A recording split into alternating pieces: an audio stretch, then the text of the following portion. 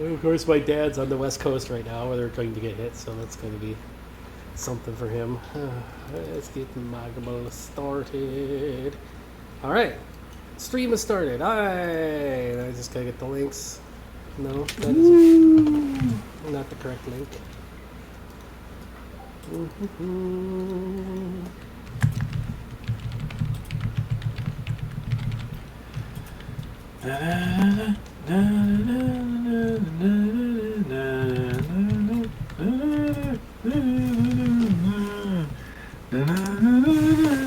I don't know if the title will be relevant, but if we get any more weird Mega Man references, I suppose it could be. The Captain N. The only thing that comes to mind, well, two things come to mind when I hear the word bummer. One of them is Chip's Challenge. Captain. The other... Captain N is what comes in mind for me. Mega bummer, Dad, bro. Frickin' Alucard from that show. Skateboarding kid zombie acting like a complete weirdo. Alrighty. Did the people who made Captain N actually know anything about video games? Well, I think it was really only the original Mega Man at that point, and then Mega Man 2 came out, so it wasn't exactly like a lot to draw on. But no, not really. I mean, before that point, it was just Atari, so a lot of that stuff was new. Alrighty, wait for Parsec to open so I can get you in here.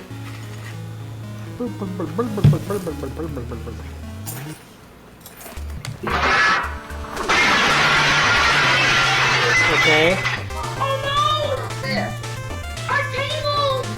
Why did that get set off when I hit a button on my controller? I hope that's not gonna keep doing that.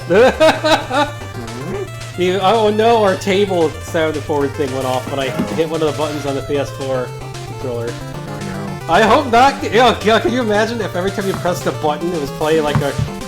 That would actually kind of be like a funny thing, just randomly so one of the buttons sets off when your soundboard effects. What is this? Ad break in progress. Hey! They actually changed the ad break thing to be more visible. Incredible. They no longer have the ability to pause ads, though, it looks like, which is dumb. Why would you do that? Because the advertisers complained. But I mean, you could know. I mean, if there's an ad break coming up, you could pause it for like 5-10 minutes. Like if there's a cutscene or something going on. I don't see that option anymore. Oh, did you manage to connect? Because I clicked accept and No. it disappeared. Okay, there we go. Hey! Yay! We should be there now, huh? Yep. Perfect. Hey everyone, I'm Cyril Canine. I am Foxton Son, of course. We're the Zombie Boys playing Magma 3, and, okay, we are going. Does the music seem quiet to you? A little bit. That's a bit better.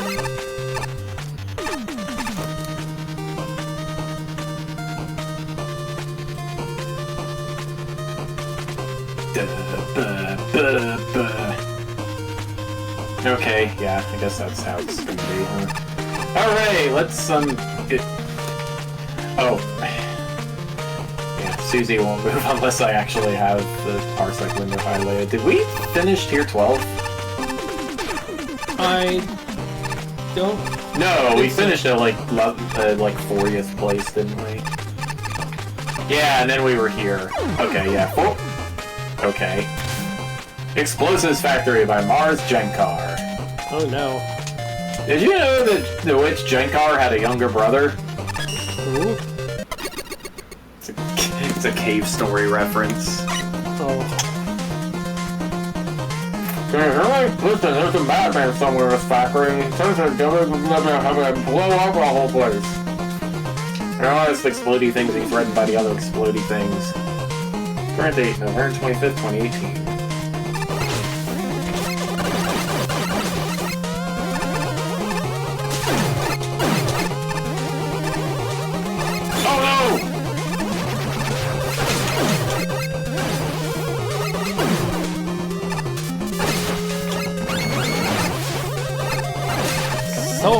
explosions. I'm noticing an increasing number of crates filled with trinitrotoluene scattered throughout the factory. This makes me nervous. I mean, TNT is a fairly stable explosive, won't explode from shock like nitroglycerin or dynamite. So it doesn't seem like a good idea to have so much of it out in the open. Uh-oh. Whoops.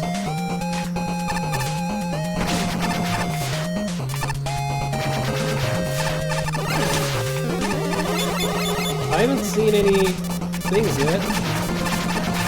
Nearby. Oh! Aha. Uh-huh. Today, the union reps went around marking our security traps with warning signs. Something about OSHA regulations is that's going to satisfy them. OSHA's probably less concerned about the lack of signs and more about the fact that they're death traps.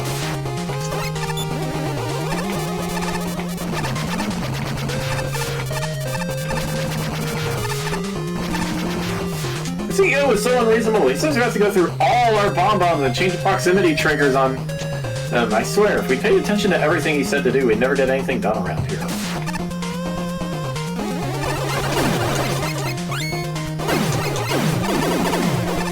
Oh no. Whoa, it's a good thing we have less knockback. Another day, another death trap. This one, me and several workers were told to dig a wide hole as deep as we could. He's like this, working on death traps is truly the pits.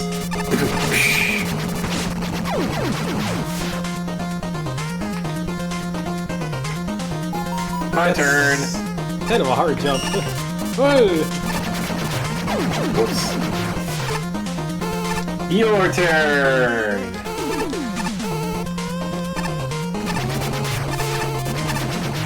There you go. That's the way to do it. It seems like a very tight jump to be able to pull off there. Yes.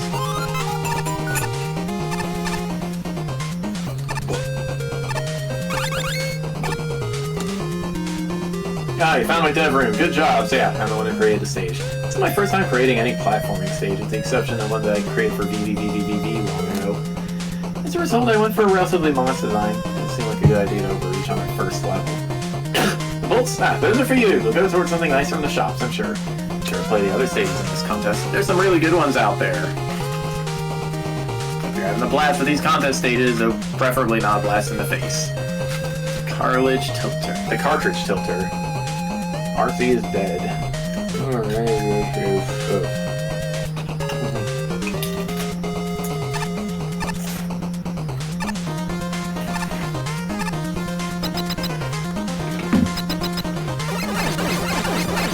Penguin! There's a lot of damage!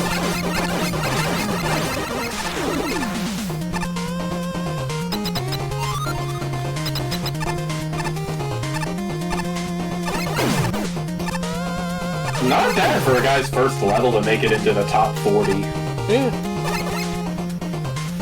Today I'm working on the conveyor maintenance and cleaning. Of course they never shut these things off so we can get them cleaned safely. Actually, I went to this, they gave our manager and safety officer a good belting. OSHA man. Ah, yeah, I got Baba. Wow, thank you, lag. Well, that was weird. I got a spot of lag after I got hit there. Oh, horrible! Oh. Help. Okay.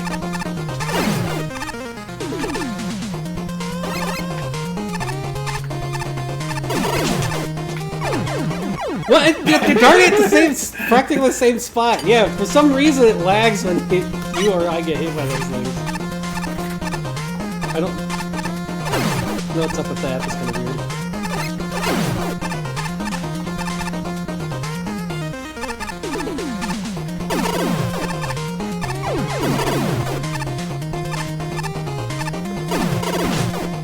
Oh, no, what? Quiet. What? What just happened? I don't know. It's like I Maybe the conveyor belt needs a wet floor. I was on it and it just like bopped me off somehow, even though I was holding left. Ah, yeah! Dang it.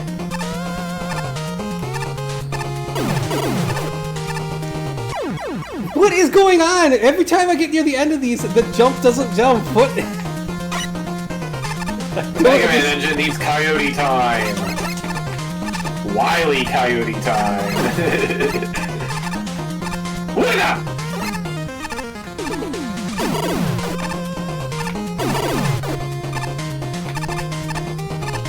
Hey, I actually made it to a thing. Ow. What is with that platform? I'm just gonna use the magnet beam for that because that seems a little weird.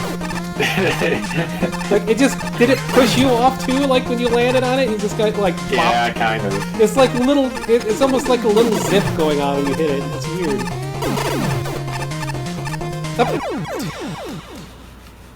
Video games, they're fun!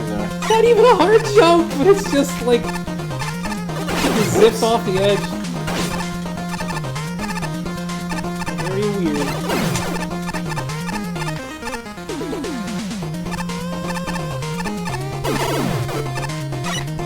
Oops. Ride the doggo.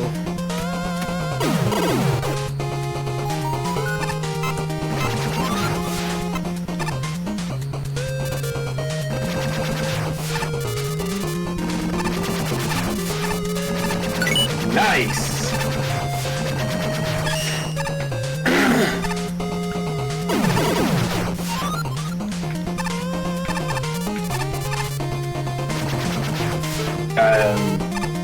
Okay.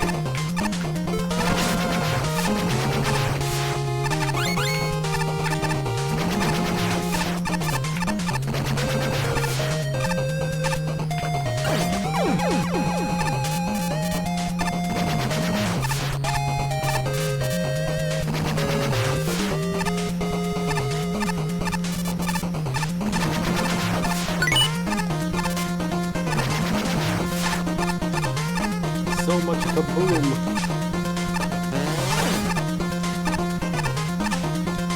Oh, these conveyors make it so hard to make these jumps. There we go. I mean, that's kind of the idea, I think.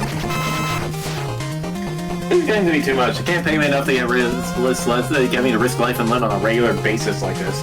Start a new job in 1 week. Turn in my resignation in. Nothing disastrous happens before it.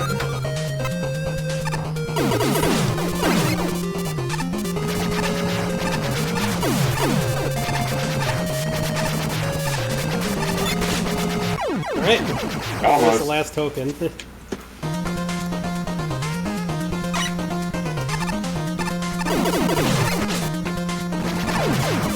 Yeesh.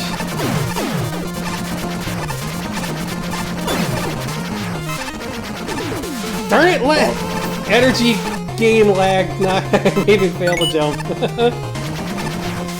Dr. MJ. What? Hero, is that you? Sorry I couldn't meet you in person. Busy getting all the other workers evacuated. Oh, if you find any journals by the workers... Wait, what journals? I don't know what you're talking about! Danger bomb. Well, Susie is around. Yo, dude! Welcome to the center of the Miami Boom Boom! Bombman? You want behind this? Why? It's not Bombman, not anymore. You now face Blue Bomberman! Bombman, you know there's only one blue bomber. Whatever, dude. But you gotta know, I'm not the Bombman you fought before. I'm nimbler, tougher, and I got a few new tricks up my sleeve. You ready for me? Here I come!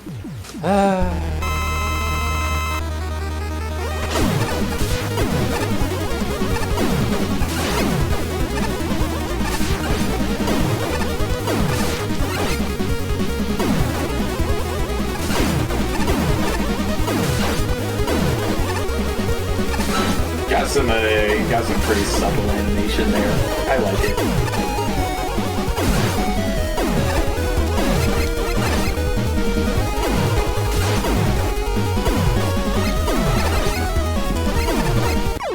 Nice! Gotcha. You know, it would help if I pause the screen. There we go.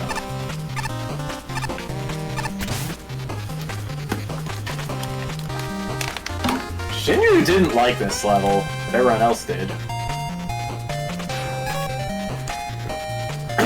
For a level that relies so heavily on overused gimmicks, this was remarkably fun. Explosives Factory makes excellent use of count bombs and conveyor belts alike, taking two common concepts and making some really fun scenarios. I need water! Explosives Factory makes the killer bullets and bombs make excellent seasoning for old concepts, combining really well with the level design. Top it off with a lot of charm, and we have a recipe for a lovely level. Normally this would be where the butt goes, but I don't have much of a butt this time. The communications guy is amusing, but I had so much fun reading Journal Guy's rants about poor workplace conditions. While OSHA rightfully has a problem with all the death traps, I adored the fact that none of them relied on cheap shots to kill me, barring one early bomb. Every death felt like it was my fault, which is key for player enjoyment. For that matter, there are so many checkpoints here, you rarely lose much progress, and I absolutely support that. Considering how precise some of the tokens can get, these checkpoints go a long way to prevent frustration. If I were to name one big issue I had, it would be the non-respawning enemies. Neither the Walking Bomb nor the Red Penguin show up enough, the latter especially considering the Emperor Penguin mid-boss.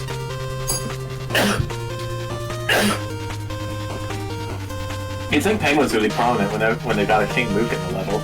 The bosses themselves are fine, Emperor Penguin is an excellent mini-challenge, and Blue Bomberman breathed fresh air into the old Mega Man 1 bot, making the fight surprisingly frantic with his,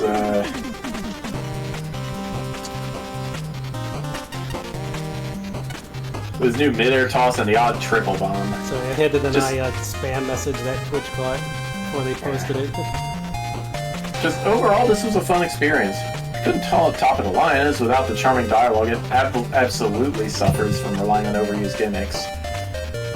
But much like how Rock Force's Deathman made an alienating concept fun, if still alienating, I'd say this did the best it could with the ideas it started with. Can't help but get the impression you were inspired by Combust Man's level from the previous contest.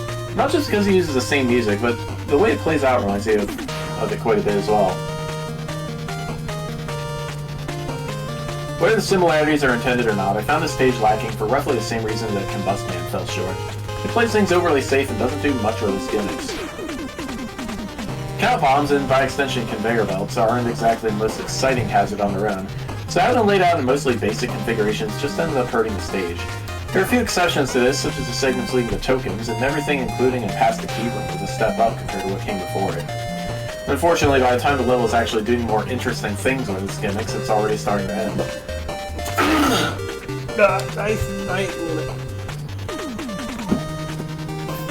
Hey, puppy. The other, but definitely most notable parts of the level would be the mini-boss and end-boss. King Pen Pen, while he has a fun design, goes down incredibly quick and isn't much of a threat on his own. As for Blue Bomberman, while I appreciate the small tweaks to make his fight feel a bit different, I don't think it was enough to fully distinguish him. Maybe it would be if he used that desperation attack where he throws 3 bombs at the same time more often, but he only seemed to do it once throughout the entire fight. Feels like a wasted opportunity that could have made the boss fight more interesting, which serves as a bit of a disappointing ending to a mostly lukewarm stage. Firebomb! Combust Man as a stage music is a bit peculiar. Certainly a weird choice, homage, whatever may be the case here. In hindsight, it's probably just free Mega Man style music to use that I'm not aware of.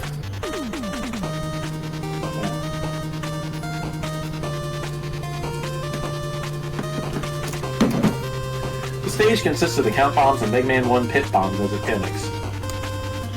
Surprisingly, it works super well. I really like how they are used here. I'm always a fan of the Count Bombs being used in more puzzle-like situations. The warning indicators of whether they're going to detonate are also nice for the Mega Man 1 up and downs, which definitely helps narrow the chance of unfair deaths that they are mostly infamous for. I really like the mini-boss sprite. Behold, the Emperor Penguin of the Bombade Kingdom! That's a great way to make the penguin enemies look less out of place in a setting like this. The generous checkpoint placements are really appreciated here, well placed for the token runes so the player is expected to die at least a few times. Bombman has an upgrade, but he's still fairly easy, largely fighting the same with only a slight occasion of doing an attack where he throws 3 bombs at once, which is easy to react to. Maybe we would have thrown more bombs or throw in general, then it would have been a more impactful difficulty increase. Like a tasty multi-layered dessert, this level is a stack of individually good things harmonizing to form something nuanced and delicious. It's the kind of dessert I could eat until I explode. It should be fine because checkpoints are everywhere. Luna, what are you doing, pup? I'm trying to lick in my, like, around my mouth. I am follows. Fun, well-developed story that caters to my sense of humor. Clean, appealing graphics that seamlessly smash together different tile sets and add some lovely new sprites. Fitting, enjoyable soundtrack, the Mega Man 1 boss dialogue vamp is a nice touch. Focused assortment of enemies and gimmicks that work well together. Challenges whose mild puzzle elements and sense of purpose outweigh my usual preference for less conventional cow bomb and conveyor setups. Buttery smooth learning curve. Thoughtful difficulty progression, graduating from lava to spikes to pits. Awesome. Some tricky tokens that allow special weapon intervention but encourage the honest way. Clear consideration for the player, from properly labeled pits to plentiful power-ups. Varied architecture and sensible layout. I greatly appreciate seeing spikes below bottomless pits.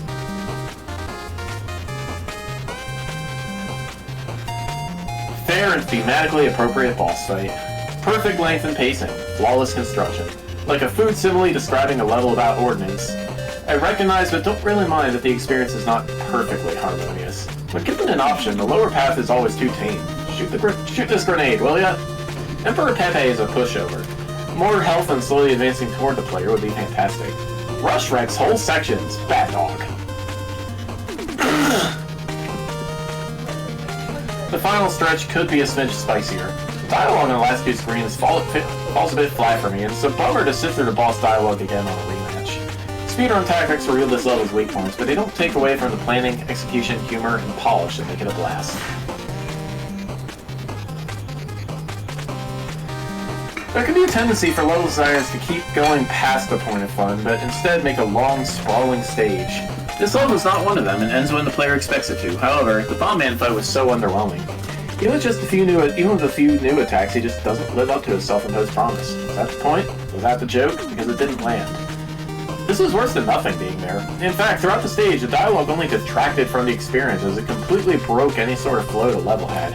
Only use dialogue when the level requires it. This isn't up to the same level as Candy Panic and Magnum 2, promising an original fight only for Metal Man to turn up in a sweet-themed stage. But it also doesn't learn from that stage's mistakes either. The first half of the stage does not provide much challenge or interest, with the count bombs used at their bare minimum. Enemy placement was fairly messy and hardly noticeable, barring one bomb fatally blindsiding the player. Overall, very forgettable. Things improve in the second half with several well-thought-out count bomb challenges. Although I'm not convinced that conveyor belts add much to the level, particularly in the final room. Checkpoints in this half were particularly well placed, both before and after slow rooms. It's not always about the physical length between checkpoints, as it is the time it takes to get between them. And this shows that even 2 rooms could be a long enough period. Good stuff. The tokens overall were good, and the checkpoints in the side rooms were appreciated. These were somewhat hard challenges. There was never any frustration. The mini-boss was simple but fun. It should really have been the boss of the stage as well, in place of the unchanged Bomb Man. I hate to mention it again, but Bomb Man really was a low point of the stage. Creating a more interesting room for your mini-boss would have been a much nicer experience to end the level with. Overall, it's a pretty promising start to stage design. What? Okay. I'm going back in for some reason. How do we know what's a good level? Everything is senseless because there's no consensus. I need water.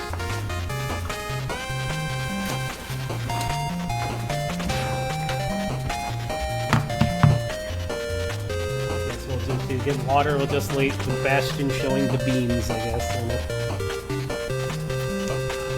I need to wait for Mishka to get back inside anyways.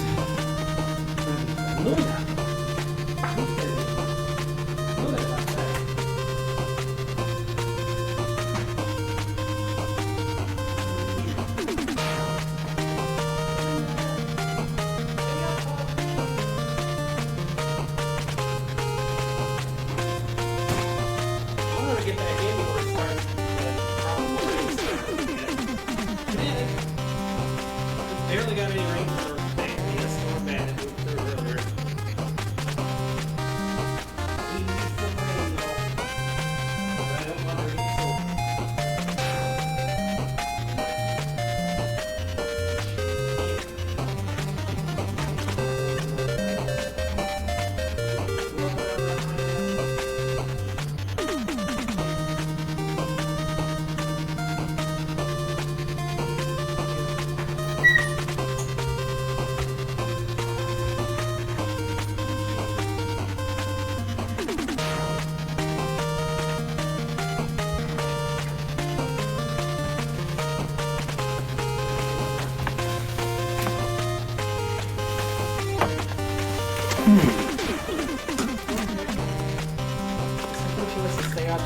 hour. When I'm trying to sleep, of course. Alrighty. Alrighty. Something Ludo would want back in by now, but nah. Luna, she's a puppy. An entry over there, Explosives Factory, based on a true story where place got shut down.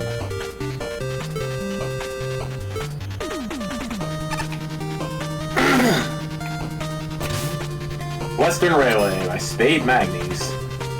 Lots of tokens. Wait, didn't Spade Magnes already submit a stage? Oh. Greetings, people who check left at the start of the stage. This stage is the second one I built for this contest. The first one was scrapped. However, I did finish the boss of the scrap stage, so I decided to include it as a bonus. Magnet Man. Oop. It's Magnet Man, but different.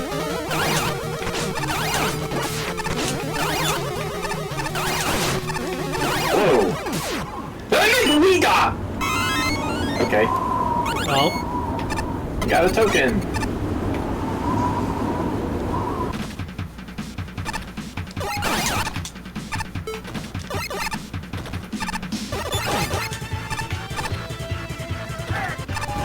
Sunset Riders. Oh wait, no, this is Turtles. Yep. Turtles in Time.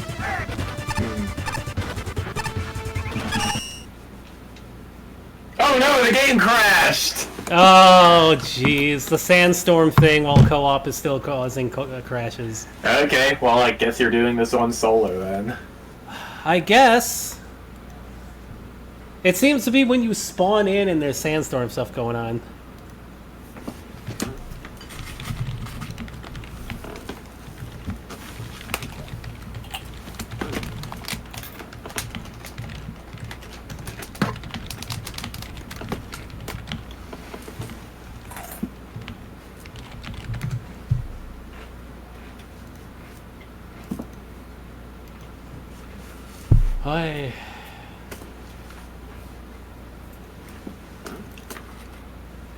I would have figured they fixed that. I thought we reported that. It's the same error as before.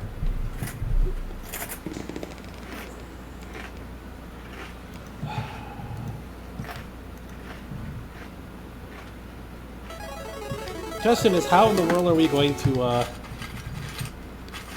am I just gonna have to start it single player at first? Maybe. Because I don't know if there's a way for you to die with in the beginning there.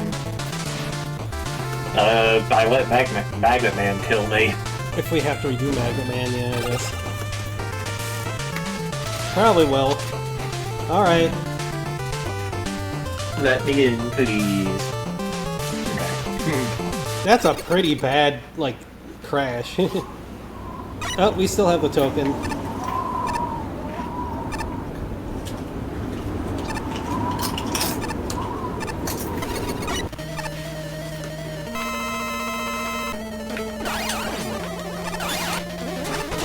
Oh, I can't jump off the ledge. Okay.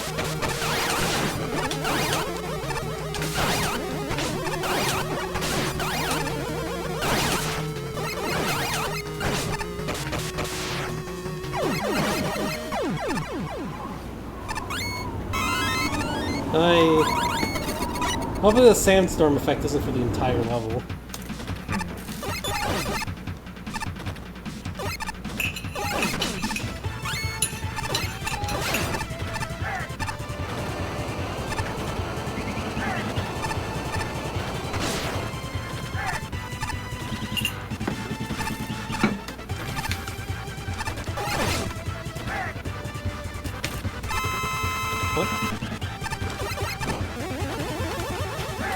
Ice? Oh, right.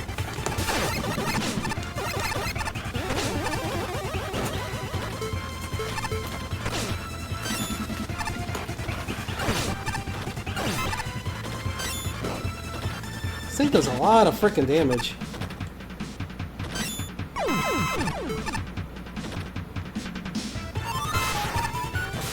Oh, we're inside the train now. It looks like we're... Hi.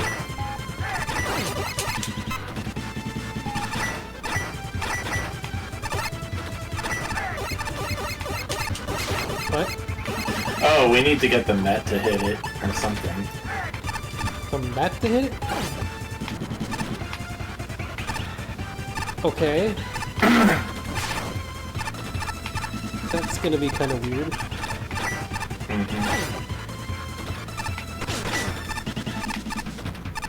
How are we supposed to do that? I don't see how we're supposed to, like, really do that. I have no idea. This doesn't seem like it's something that's easy to... I guess you can do it from here, like, just setting it up like that, but...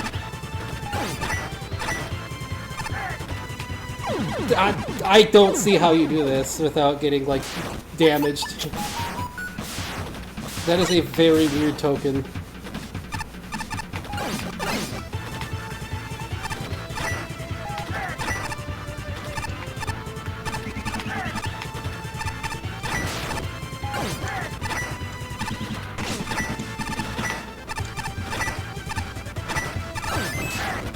Oh, I guess you follow it. Kind of a pain to do that, but...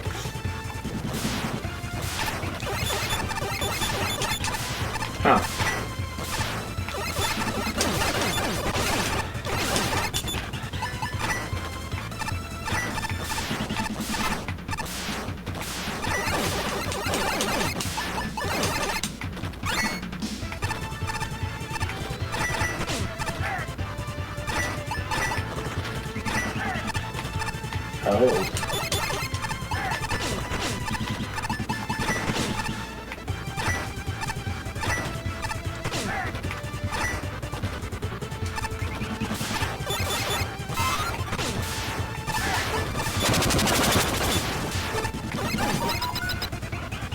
Oh.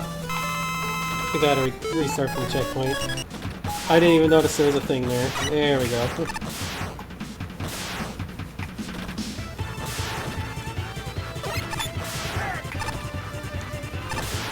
I guess get on the other side there. Oh, yeah. Oh, this is annoying to avoid. Oh. I almost got spiked, but yeah, that works.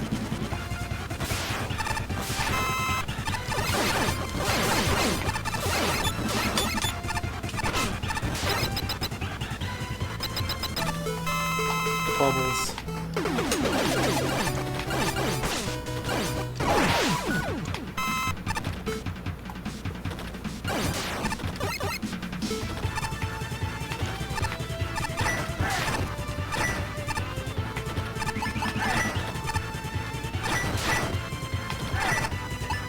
Oh, I see. Eh. Oops. Wait, no, I don't see. There we go. Yeah.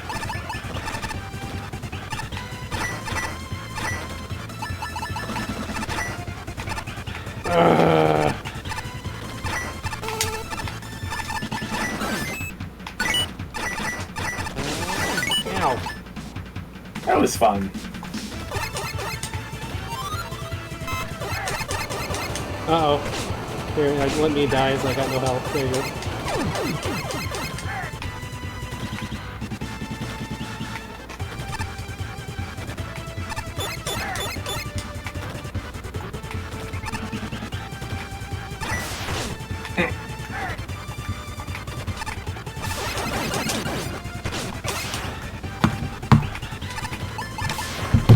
Oof, some of this is a little rough.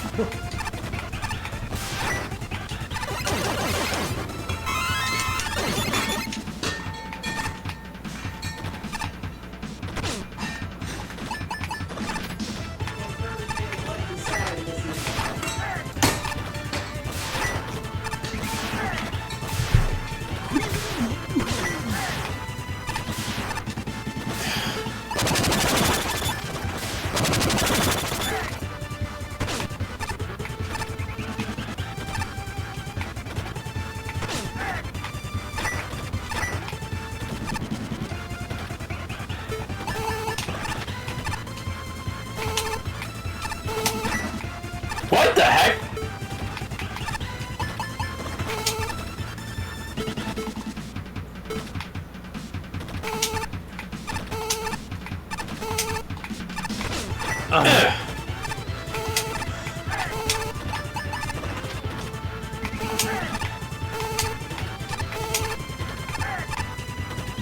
This stage is lagging too much. I can't do anything.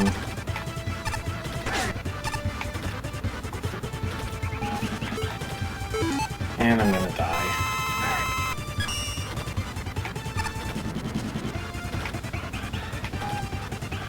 There's no sandstorm effect here at least. Jeez.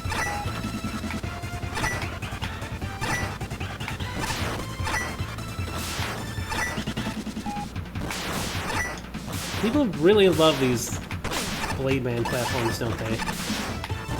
Yeah.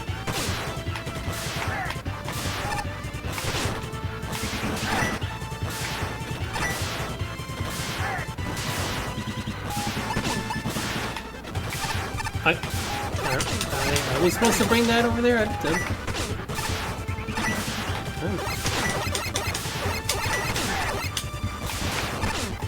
Yes. Oh, Like I mean, so. the Blade Man platform, yeah. Wasn't sure about the, Whoa! The heck?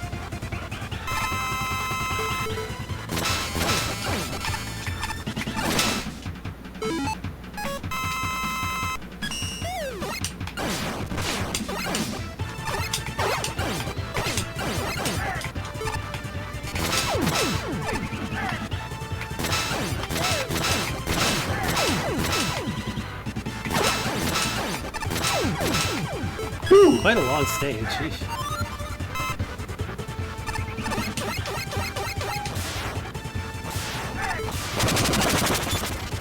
Oh.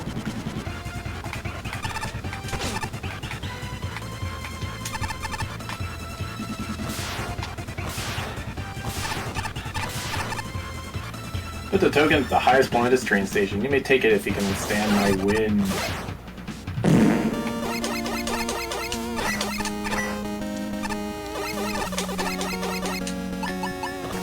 Well, one of us stands. Oh, this is gonna be a pain. Oh! Darn it! This is going to.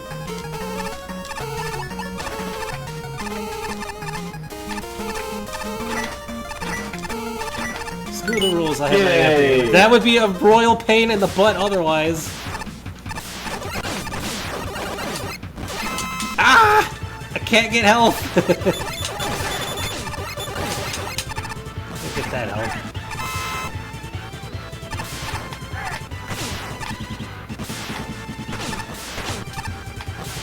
Ugh. Oh, this is a very frustrating stage. Oh, man.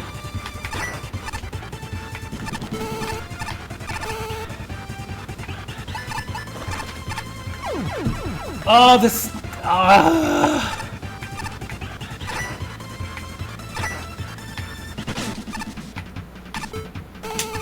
It's another one of these stages where it makes me wonder how it got so high up, but whatever.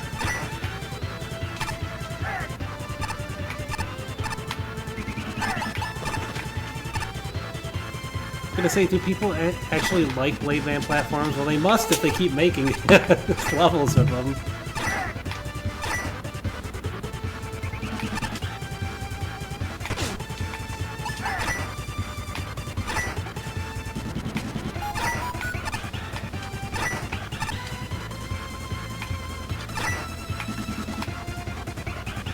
Something up there.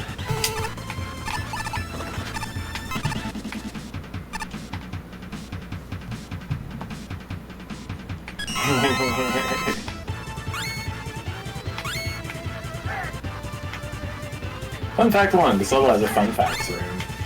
Fun fact 2, the first version of the Bullet Absorber was able to soft lock player during break dash and erase rush out of existence. Fun fact 3, blue question mark cannons and bullet streams aren't actually new custom objects. They're existing enemies and gimmicks with their creation code changed. Also, bullet streams and their spawners are different objects that I had to line in a room editor. Note to self, never do this again. Fun fact 4, some bosses in the stage are based on existing Mega Man bosses from other Mega Man series. Can you name them? Fun fact 5, the room after third mini-boss has more minor adjustments than any other room in this stage. Adjustments include increasing length of the platform, removing bullet streams, making platform uneven, calibrating speed of bullet absorbers, changing health of Colton back and forth, adding and removing reflect block, etc. Fun fact 6. When I started making this stage, Seesaw platforms were very broken. After the 3 dev kit updates was I able to properly playtest my level. Special thanks to May, CW01P, Ratty, Sarisa, and Lollipop1136 for Discord something.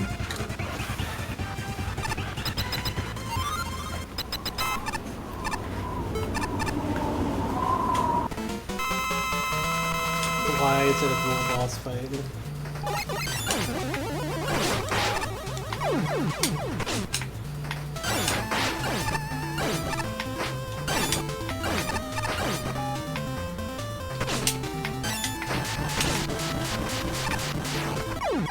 Yeah. Well, at least they shared health, I guess? Mm-hmm.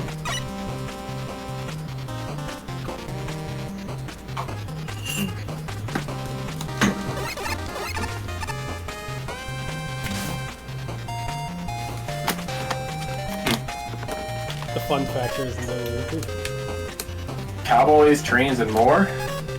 Yeah. Yeah, this feels like a Western railway. Gotta give props for aesthetic theme. It does an excellent job capturing the feel it's going for. And it doesn't rely on super fancy graphics to do it. The other thing this does well is the implementation of its assets. Colton and Bombier make excellent enemies in the latter half, although that Colton before the second mid-boss is a huge hassle.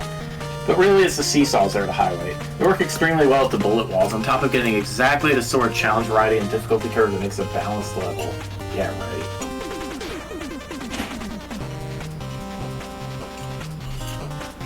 On a less impressive note, the sandstorm is used well, but it seems to vanish entirely just around the halfway point, leaving it a touch underused.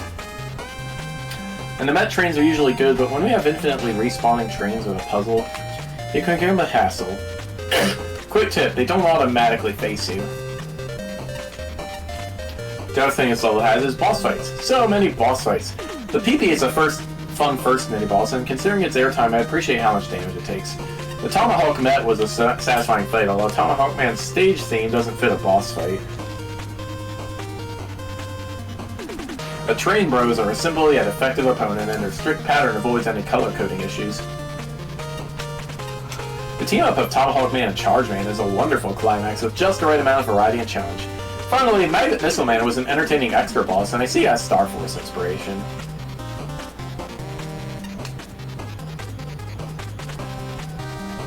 As a whole, this is excellent. Maybe a bit too precise in some spots, but it's otherwise pretty fun.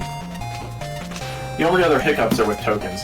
Magnet Missile Man is great, and I really enjoyed a puzzle spin on the stage's concepts, but the Windman token was easily the least amount of fun I had in the entire level. It had very little to do with the stage itself, and stringing it all together felt royally awkward. If only one thing were changed, I'd advise taking this out. The rest of the level is great though, and I imagine it'll place high regardless. This is a level that admittedly I wasn't too sure about at first. I like some of the ideas on display here, but the execution on them definitely could have used more polish. One of the most glaring issues of this stage is the number of mini-bosses. I'll commend you for making each of them feel unique.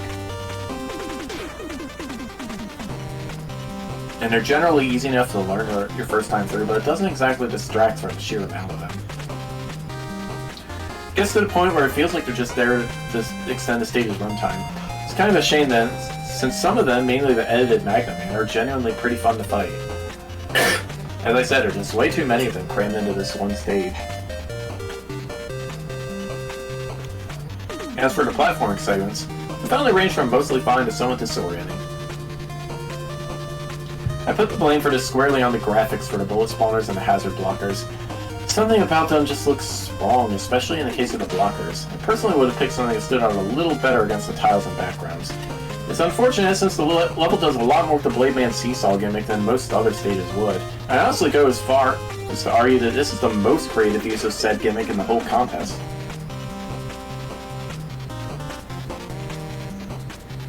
It's just that some of the sections involving them can be a bit frustrating given how often you can get knocked off them. Coupled with the very short reset times on most of the seesaws as well. As for anything else to note, the tokens in this stage are mostly fun, with the exception of the last one. While it's definitely possible to get it without weapons, the Wingman token can be so annoying that I honestly don't think it's worth doing the intended way. Thankfully, the stage ends on a slightly higher note with the end boss, or rather, bosses. The Tomahawk and Chargeman duo fight takes a bit of time to get used to, but once you get the hang of their attacks and know how to space them, it becomes a really entertaining fight. I'd say it's definitely the best showcase of a duo fight on all these entries. That said, I wish I could enjoy the stage as much as I did the end bosses. There's some solid ideas here, but in its current state, I found most of this level more disorienting than anything. And in some parts, such as with the Windman token, just downright frustrating. It's high noon! I like the concept here, the bullet dispenser and the shot absorbing thingies, but man, the timing required for some of these maneuvers can get pretty precise and unforgiving. It definitely didn't dampen my overall enjoyment for this stage. Don't get me wrong, they're well utilized in creative ways, definitely give the stage a very unique identity. Maybe if the bullets weren't fired as frequently as they are, it wouldn't feel as restrictive in a way you have to fit through narrow gaps between the barrages. The token rooms are also very finicky to tackle, all allowing you to deal with the seesaw platforms using some of the most ambitious but also very unfriendly ways.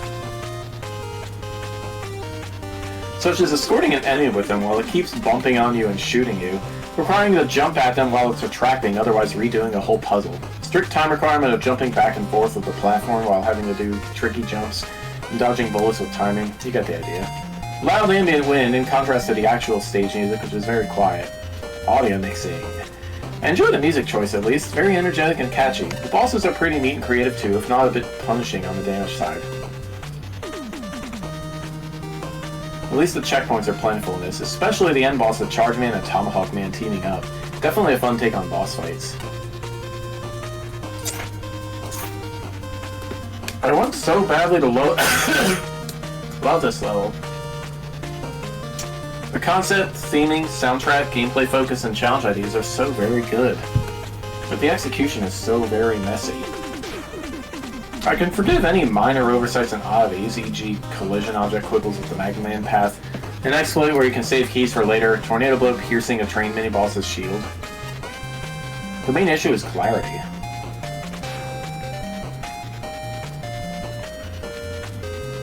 Put more space between new gimmicks so that players have a chance to understand each one individually before proceeding.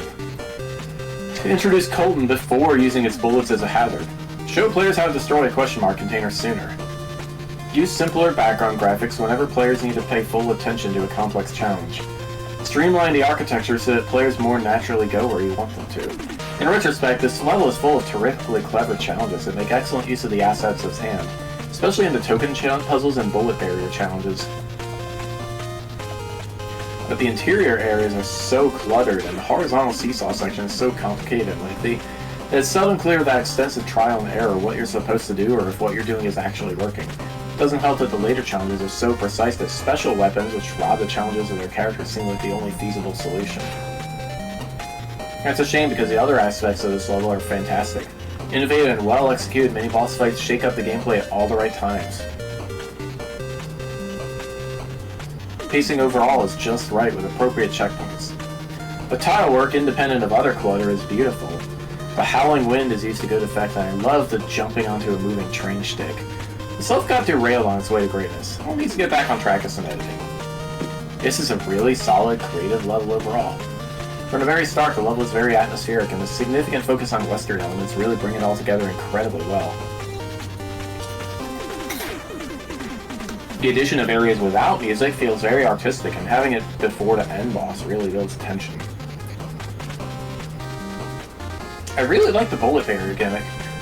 This interacts with the player, enemies, and other gimmicks in the stage. Mega Man games don't always have gimmicks interact with each other, but this felt particularly natural. It also kept getting used in new ways while rarely repeating ideas. The bullet streams were a good, on-theme replacement for instant death spikes and allowed you to pull off some clever segments. One complaint I do have with this gimmick, I do wish the actual graphics for them were easier to parse, as it's really too easy to lose track of what's going on given their size. They look more like a stage detail rather than an asset that's worth paying attention to.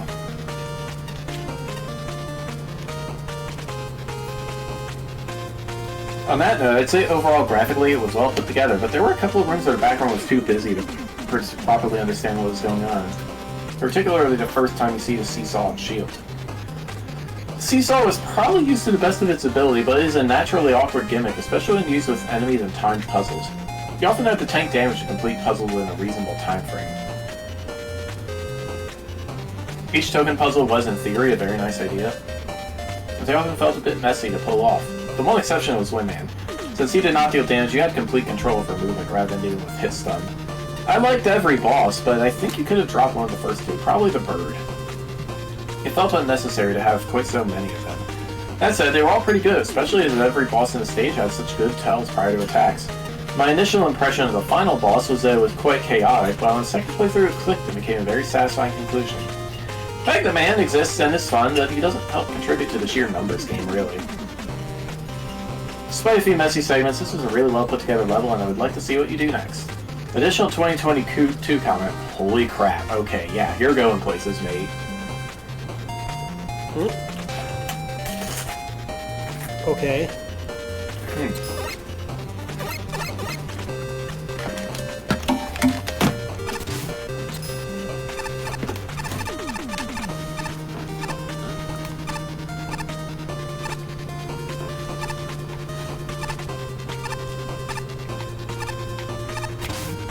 Secluded terminal, like Quantix. Alright. 3 tokens.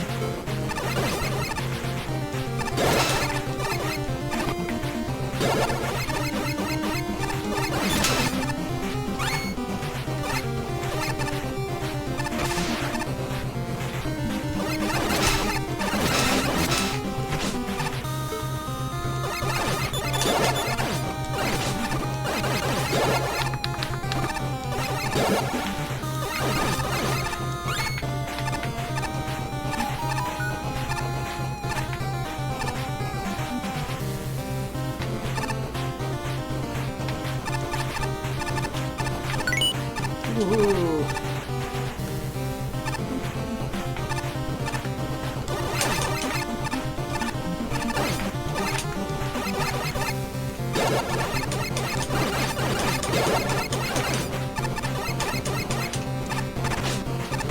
Ouch. Ugh, that is very high damage laser. It's better than instant death, I guess. Yeah.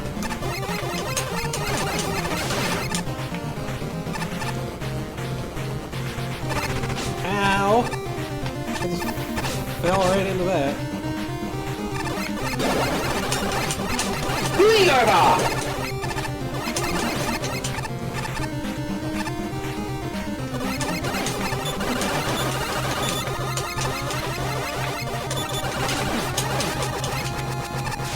Yay.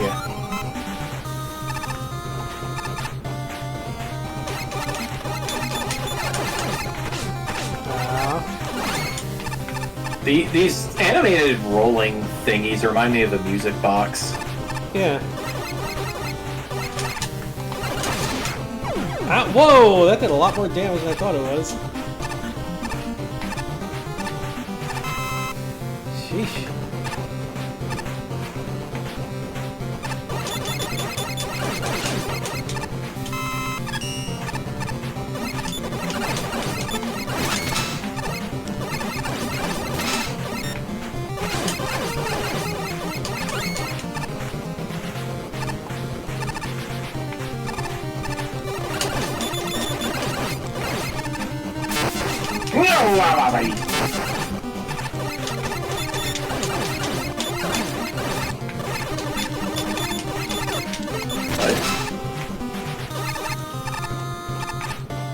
Whoops. That way, huh? So it seems.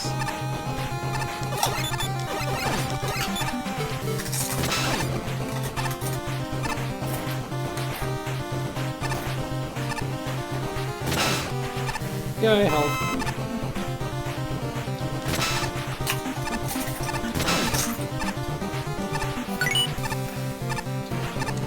Thunder and lightning, very, very frightening. Boom.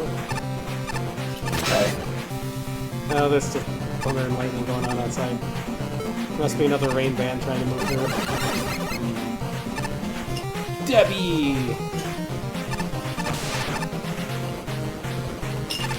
Get out of the way, you gnome-looking thing.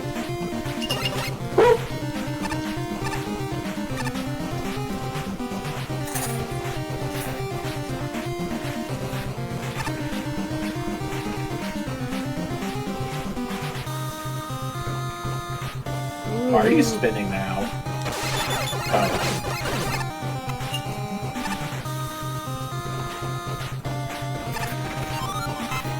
Yeah, this isn't bad.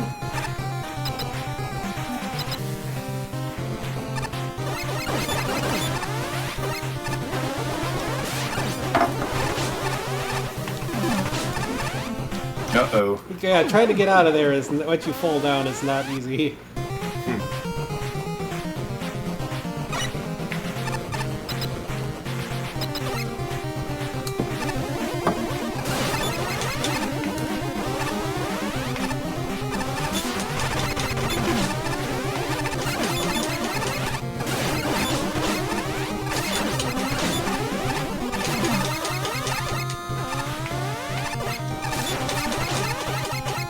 Oh, this thing, it's such a pain to fight on these.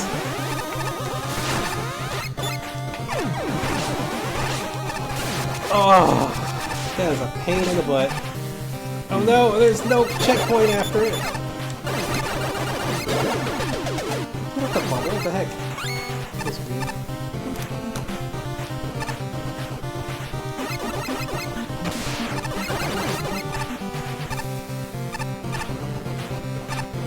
Definitely would have been nice to have a checkpoint after that, especially when we have like death stuff ahead of here.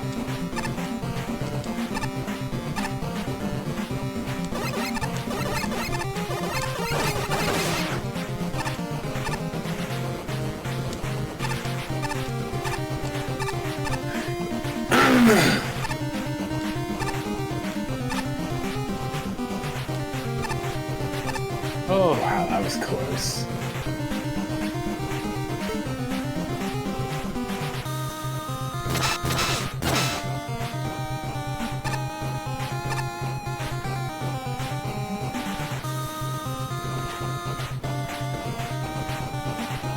oh, jeez. Oh. Did Checkpoint the first. thing.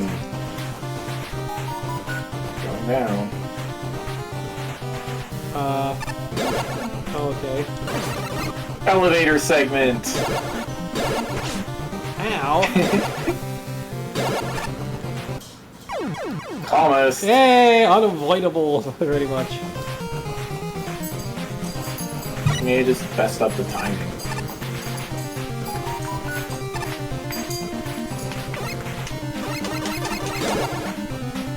Now, if they appear higher up, that's fine, but they kind of appear right on top of you almost. Okay. What? Huh? I guess multiplayer screwed them up, so... Okay. What the heck? What? The platform duplicated.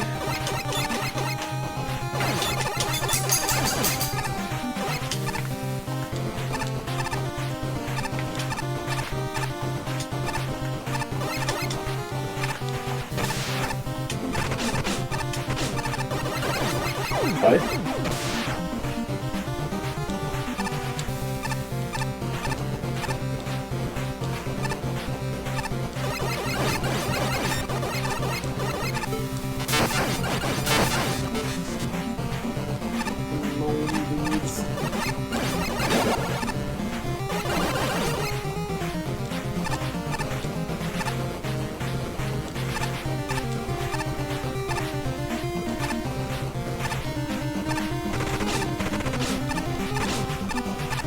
Yeah, this is some... It's hard to avoid damage in this level.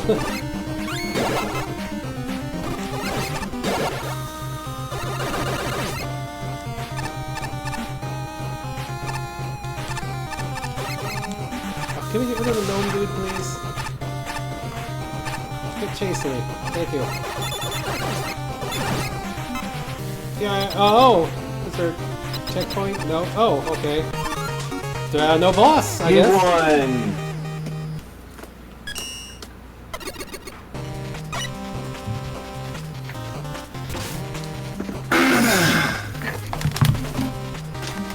scores going around. Flashman and Ace liked it. Huh, heavy Game Boy vibes here, an interesting decision. I really like the enemy set here. It's more unique, eschewing many of the typical opponents for Game Boy enemies like Berry and Boostin. That works to the level's advantage, giving it unique setup that I don't always come across, and with sections like the token rooms, Secluded Terminal definitely put these enemies to work. As for the gimmicks, I appreciate the use of the challenge from the featured girders. They're such a simple yet highly elegant concept, and they provide just enough variety that the level rarely repeats the challenges despite its length. And a lot of what's presented here is genuinely unique. Unfortunately, the length is one of the place's biggest issues. This is a rather long level, and the variety I mentioned still isn't enough to sustain it. Gameplay isn't bad. While some challenges can get a little awkward, such as the second mini-boss or accessing the final token, the only outright design problem is that there's not enough checkpoints. However, the vast majority runs together in my head, and not enough individual moments stand out. The visual design is a big part of this. It has no issues from a functional perspective, but the whole metallic design feels sterile, and it bogs down the level. If the space station visuals are a core component, perhaps I'd suggest a few more outside sections. That would offer a bit more visual variety. Also, a boss door with no boss. That was the anti-climax, though. Thankfully, the final stretch before was good enough to end the level anyway. Still, this place was fun enough. It might not stick in my head well, and it certainly overstated itself a bit, but I can't say it was a bad level either. A respectable job, I'd say. I'm not sure why, but I get the feeling you like some of the lesser-known Mega Man enemies and gimmicks. Jokes aside, this was a pretty decent stage. It certainly tries to do all it can with the Dungan Man platforms, utilizing them in ways that almost always keep the player on their toes.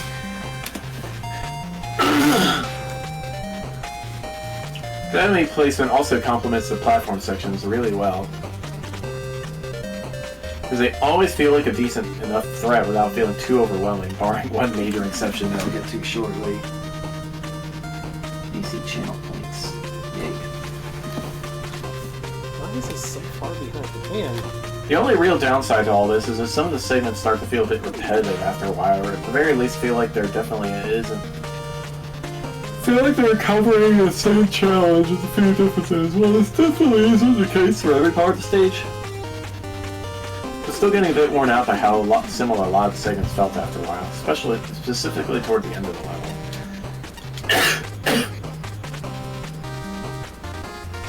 Aside from that, the only other major issue I have here is the second mini-boss. Simply put, Dungan platforms really don't mesh well with the twin shooter. It turns an otherwise normal fight into a very hectic one, especially if you're doing things Buster only. I also take issue with there not being a checkpoint directly after this.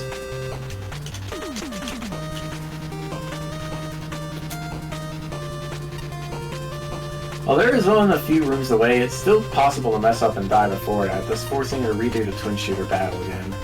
Beyond these issues, however, I don't really have any other complaints with this level. It's a really decent and somewhat repetitive experience.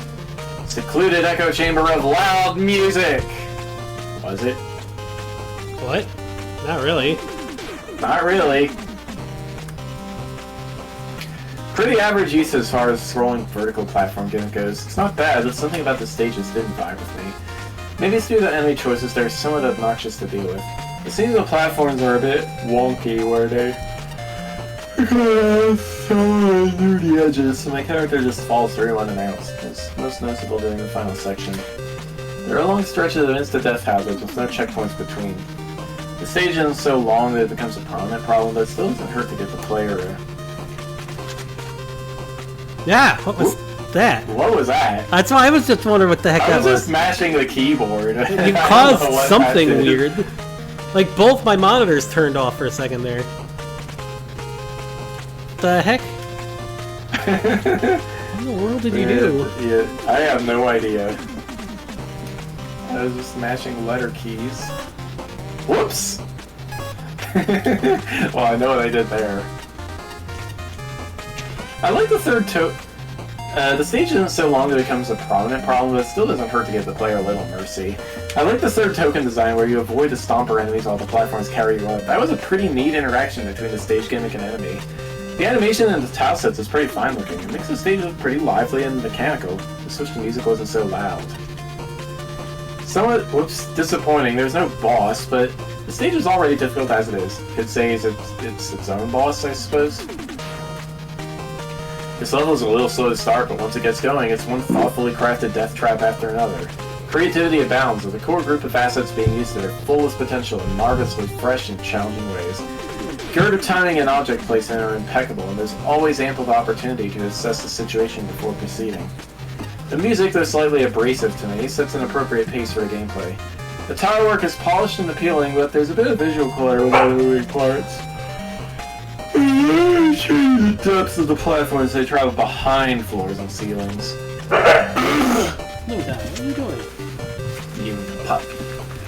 I have quibbles about a handful of screens, like how TAMP interferes with the laser introduction, how the entrance to the excellent third token room should be a bit more suspicious, and how the second mini-boss room is problematic depending on how you enter and exit. But overall, the design is tight.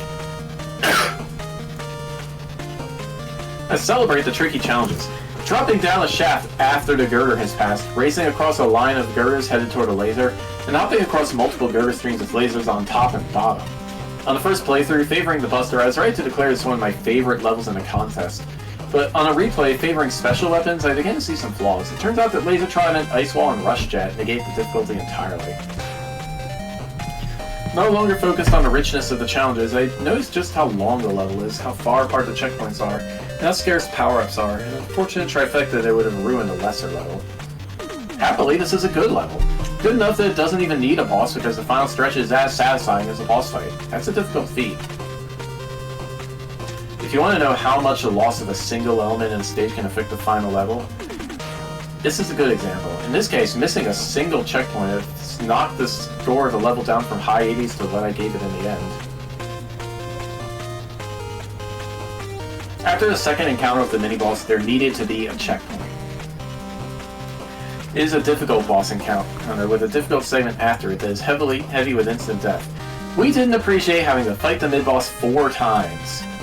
That being said, for what few basic assets the level uses, it uses brilliantly. Every challenge... What?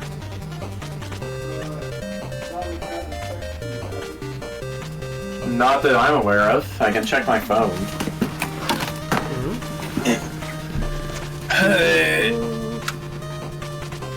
He has not.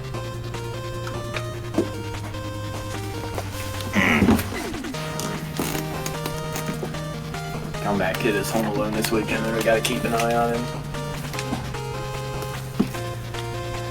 Let's see. Every challenge felt new and unique, and you could tell the level was getting harder and more complicated as the level went on. I really appreciate how every moving platform had a background telling you how it worked. And I especially liked the room before the second checkpoint. And I could see the spikes on the right of the room before we faced the challenge. I actually did like the use of the mini-boss and felt that the second fight was really interesting. It felt like a natural culmination of the level's assets. The level did end fairly abruptly. I think using the idea you had for the heart token challenge as the climax of the level would have resulted in a more exciting end. It would have allowed you to try out your gimmicks in one final interesting way. Still, this was a great level. Well done.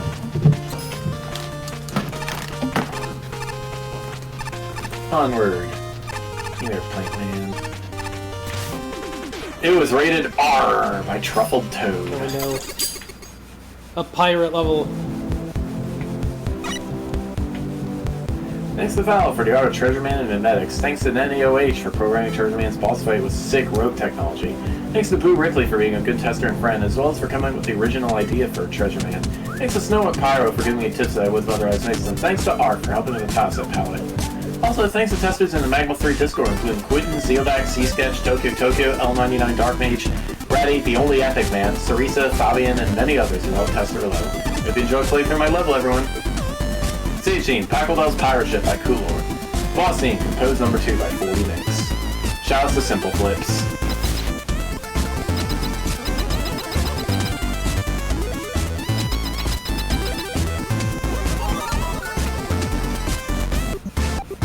Okay. When you die, your voice gets added to a sitcom laugh track. Okay.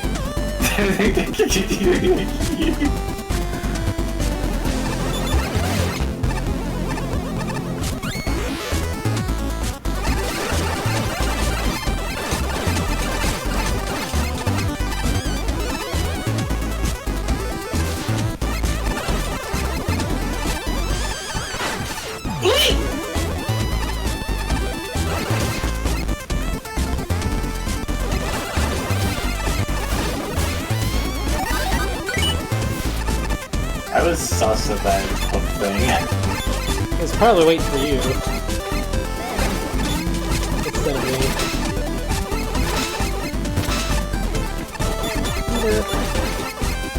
Smurf. Thank you.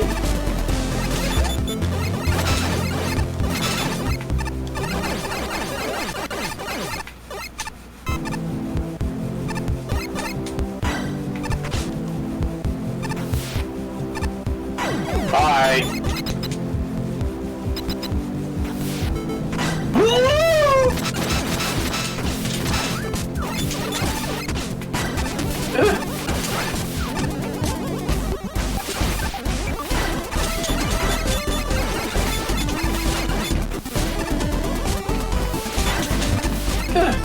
Uh-oh.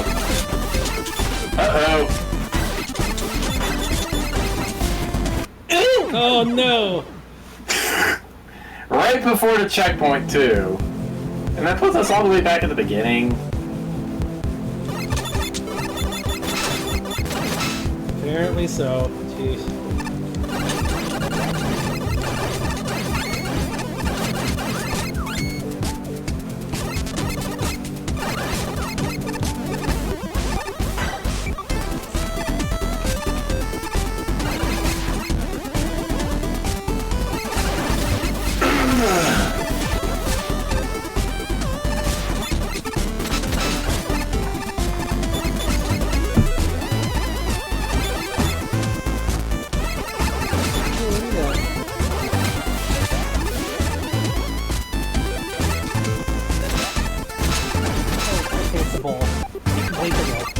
Just making sure you didn't grab a shoe again. Please.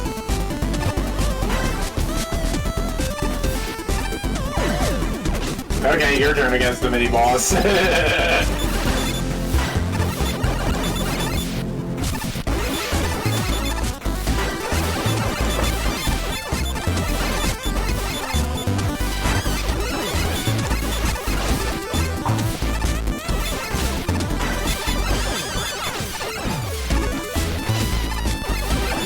It's hard to dodge. Yay! Ah! Hi, Eddie.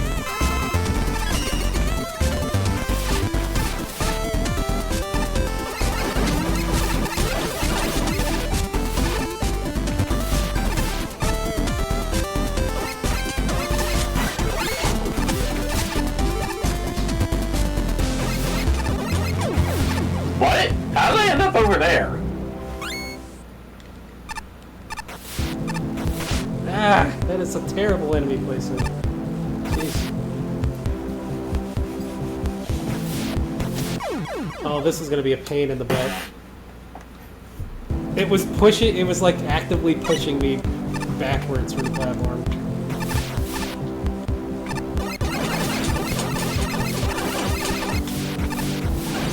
Whoops. Sweet.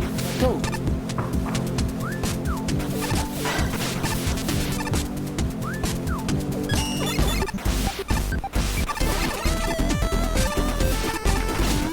No, no! Whoops. Bad timing.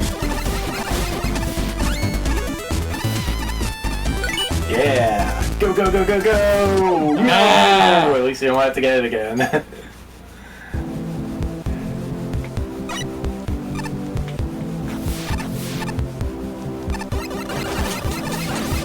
These little wind platforms are a little glitchy. They were in other levels I had them too. That's not on the level creator.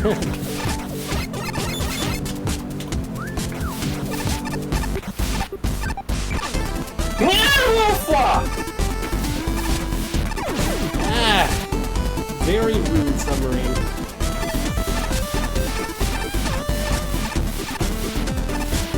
Oh, it didn't zip me off this time, did it?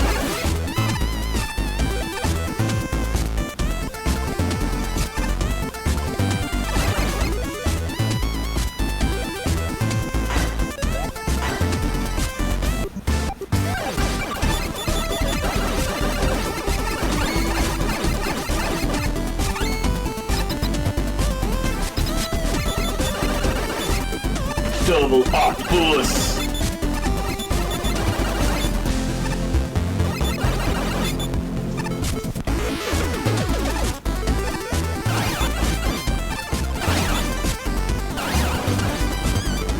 Yay!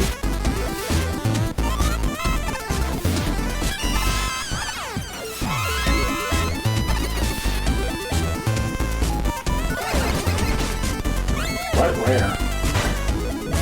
Oh, upward? Ah!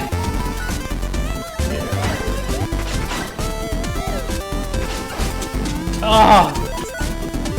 Annoying enemy placement.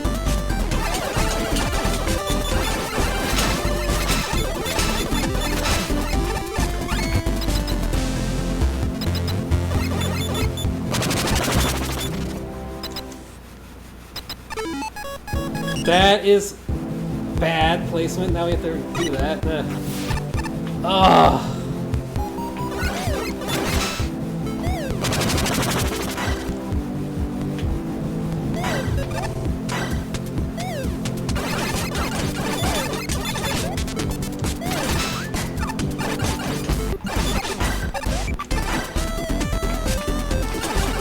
That is extremely annoying.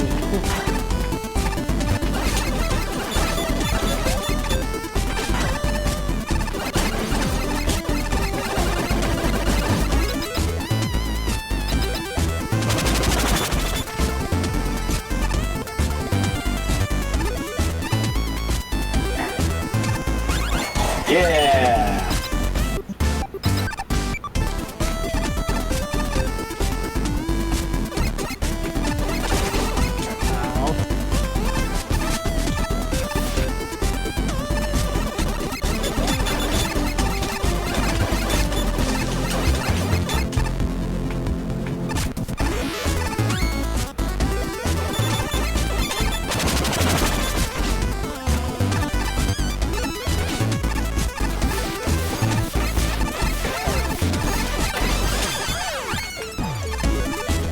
Ah!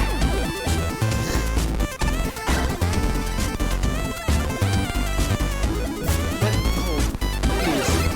Sweetie.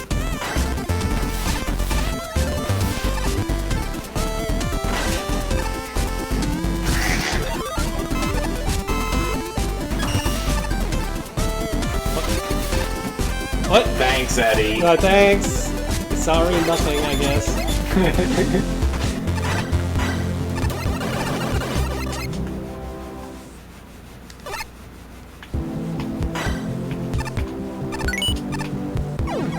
Really? It has a bigger hitbox than it Ooh, appears. Fooey Bob!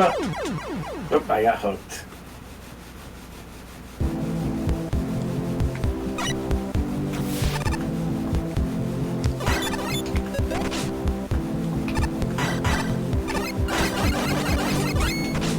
What?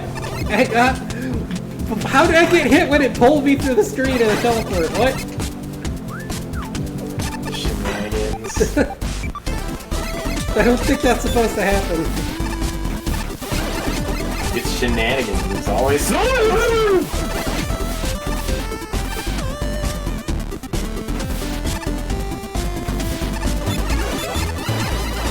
see it the first level of Kaizen. Ow, jeez, those hooks. That hook is really hard to avoid.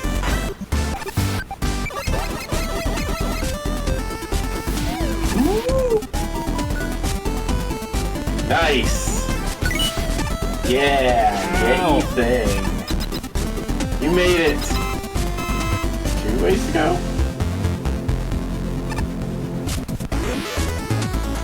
Hey, can you take out Treasure Man and get me out of here? I'm stuck down here for 3 days. Mwahaha! Good luck getting out of this trap, mega moron. You'll be staying here until you comply with my demands. Don't even try to grab the ladder. It's a trap too, no lies! Until then, enjoy your eternity rusting where no one can hear you. Yes, if you're not Mega Man, I'm sorry, but I don't have to keep you down here until preparations are complete. Nothing personal, just business. Okay.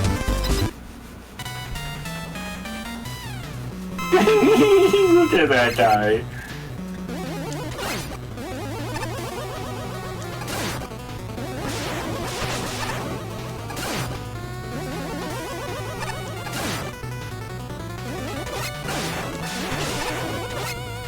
Whoa!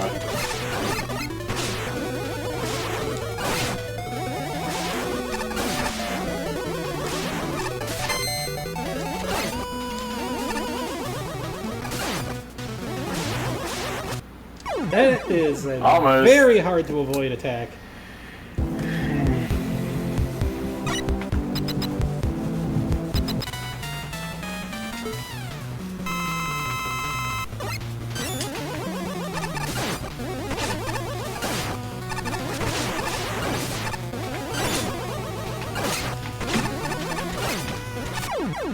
Yeah, he's really weak for that.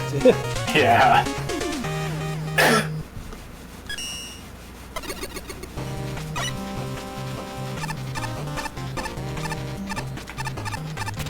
Alright, let's see what we got here. It was rated R.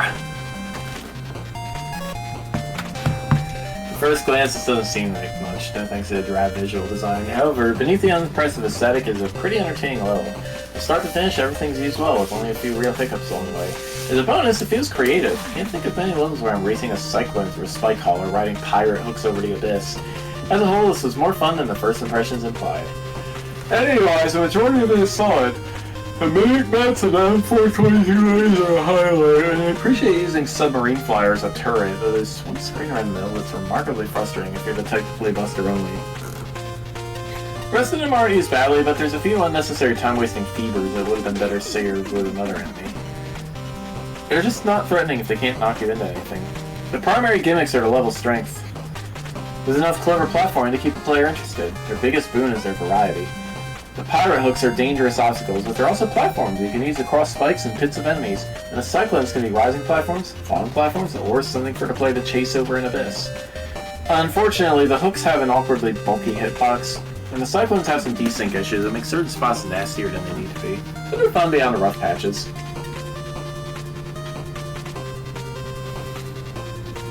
As for the bosses, Octoboss is a good mini-boss, and I'm glad he shows up.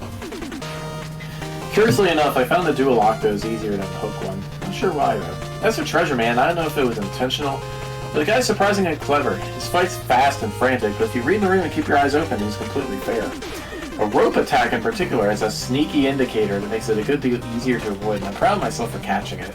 I suppose in that sense, Treasure Man's is a lot like his levels. Simple on the surface, definitely needs some polish, but more interesting than first impressions imply.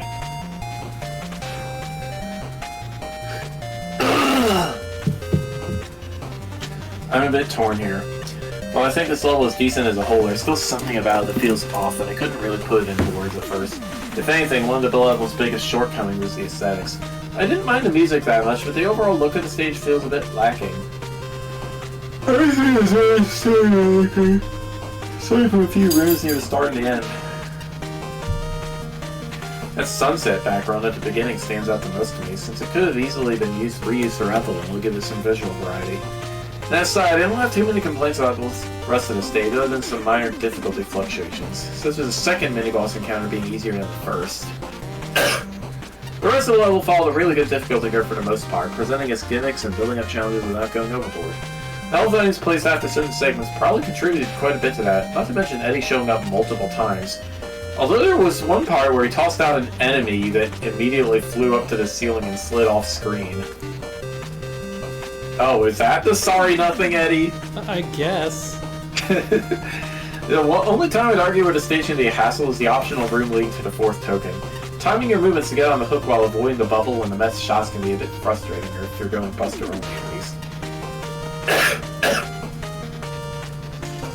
As for the boss, I kind of like Treasure Man's design in a novelty sort of way, though his actual fight is a bit on the easy side. His rope swing attack did throw me off at first until I realized you're supposed to hang out in the corners of the room to avoid it, although even then the occasional stray coin can still hit you. Overall, he serves as a decent end to the stage, but he...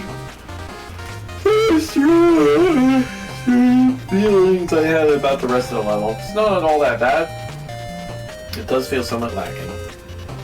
Here be our review. Not sure what the secret joke room is about. In fact, the level doesn't shy away from silly humor at times. I find it quite cute in that regard.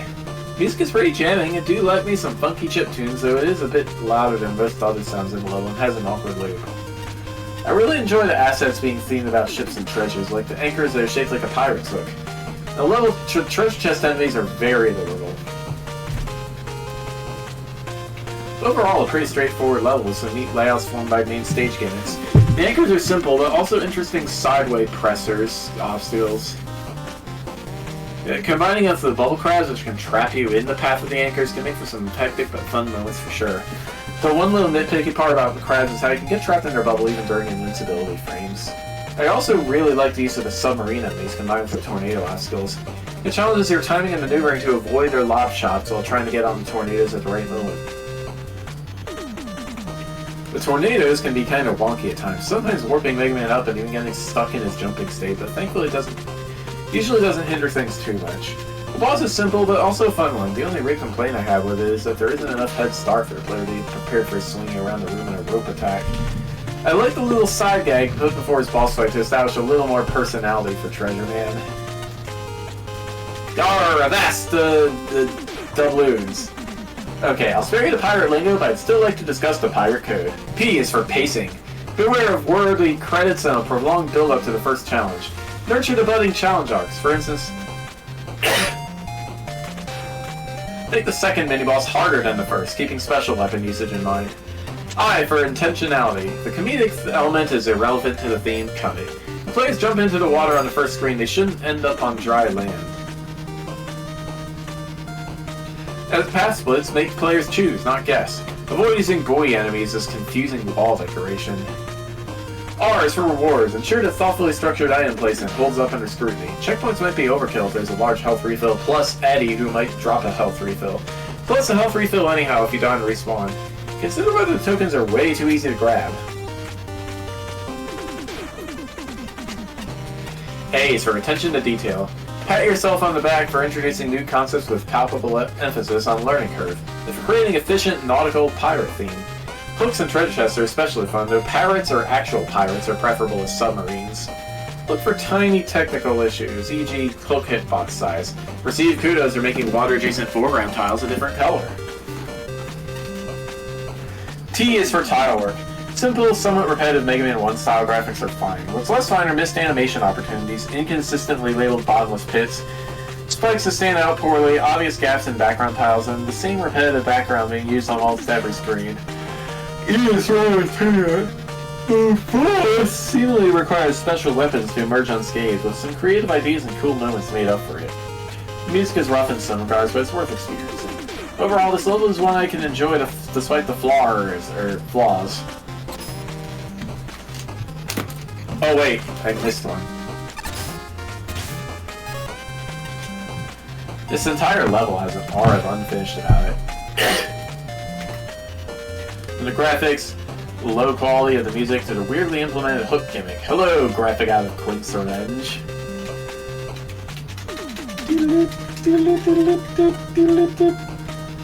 One highlight to the level is the novel ways the Kamigoro Maker tornadoes are used. The rest of the gimmicks, there's some creative setups, but not too much care put into these, I think. I wasn't a fan of the twin octobus fight, nor the rooms where you had to slide underneath both the jellyfish enemy and Hook. Some of the unreachable enemies weren't exactly hindrance material, and the Thievers, crabs from 5 Game Boys, seemed utterly pointless. There were also segments where if you failed a gimmick, you were forced to use weapons or suicide, which is always a no in my book. This could have been solved through having the Kamigoro tornadoes spawn off-screen when there were no more. This challenge would have worked better had it been about getting off and onto the tornadoes rather than merely keeping up with it.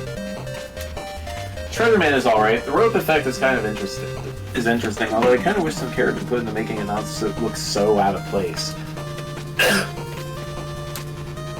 He isn't the most attractive robot master out there, and the hook slice attack wasn't exactly effective. Finally, your Easter eggs are just odd. They didn't really add anything to the stage. They were not the best first impression to the level.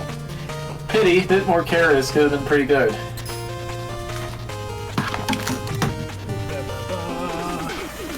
Sweetie keeps pushing things off and stuff. Sweetie kitty. Yay! The tournament. Okay. Free hugs! Free hugs not recommended.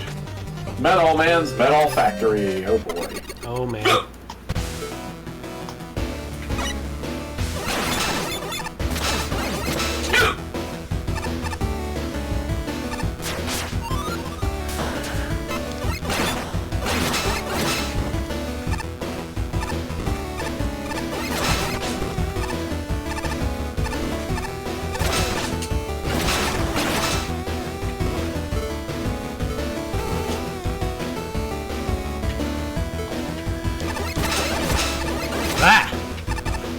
Saber Met.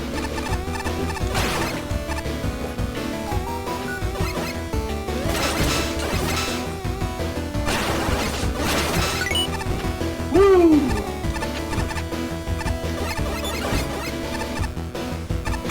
Back for the portal!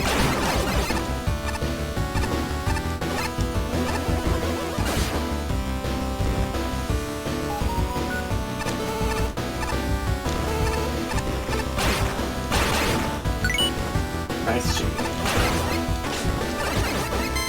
Little Mets. Ow. At least it's not instant death. Tennis balls!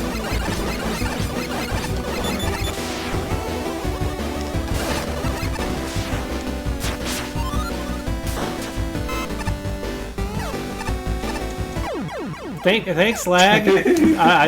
Okay.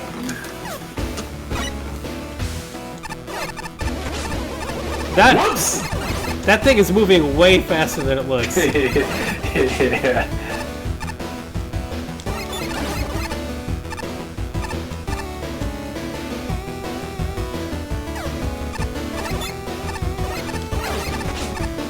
Ow.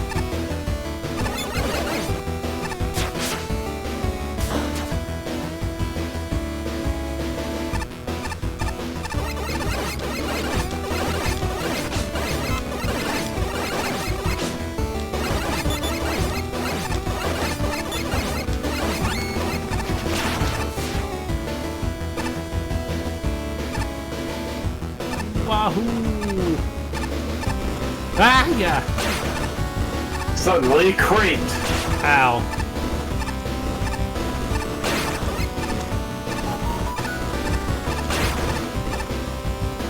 Woo!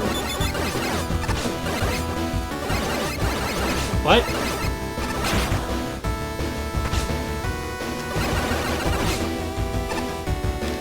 It's a Met Rush. I guess.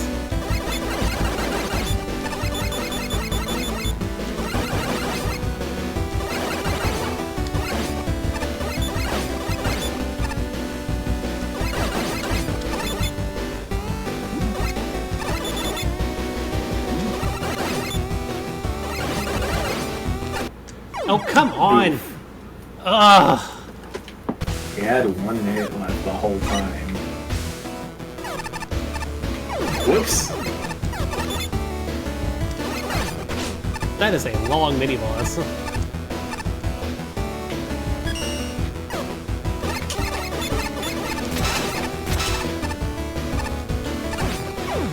Whoa! That was a lag death. It almost got me too.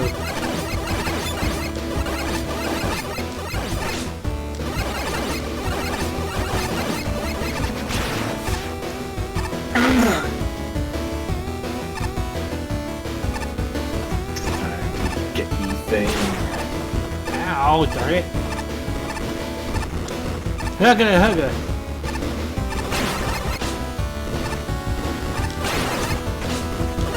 Oh, this is so annoying. I'm gonna use an E-tank. Yeah.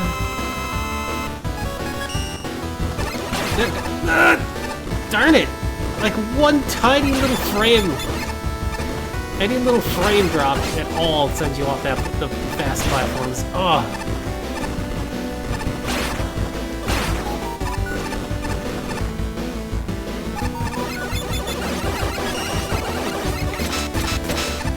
And now it's down there.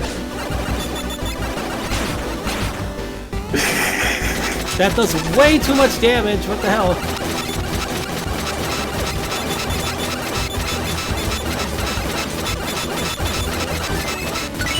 Yeah, that does crazy amounts of damage. Day 463, Wily never did notice me. The fool was so blinded by his own ambition that he never noticed that I, Dennis, could be his most valuable weapon. Metal Man noticed, though. He brought me under his wing and taught me even more forms. I am more than infinite. I am unstoppable. I am a golden god. I will tremble before my might. Maybe now you'll notice me, Wily, but it'll be too late for you. Okay.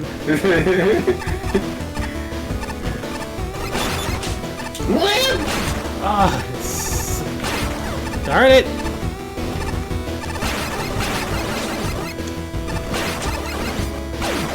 Oh, it is so hard to avoid damage in this room. Plus, we don't need to fight the mini-boss again. Ah. Oh, that... A larger hitbox than I thought. Oh, whatever.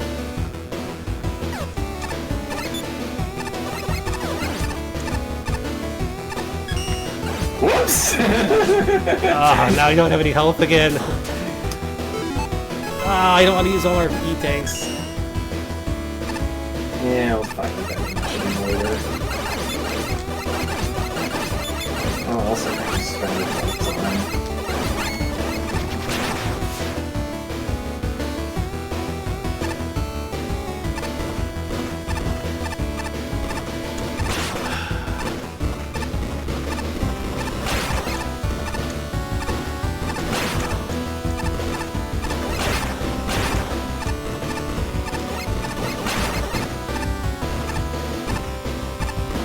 We made it!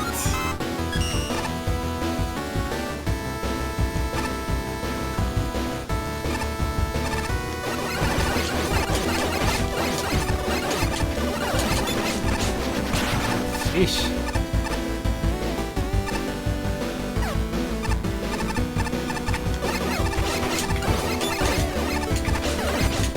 Ouch! Oh no!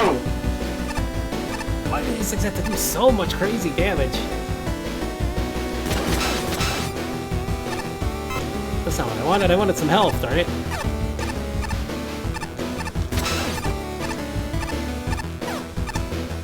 Oh!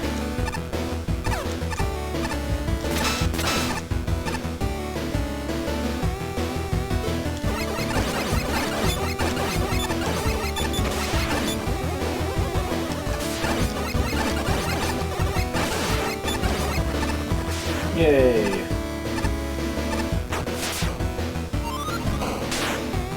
Boss time, I guess.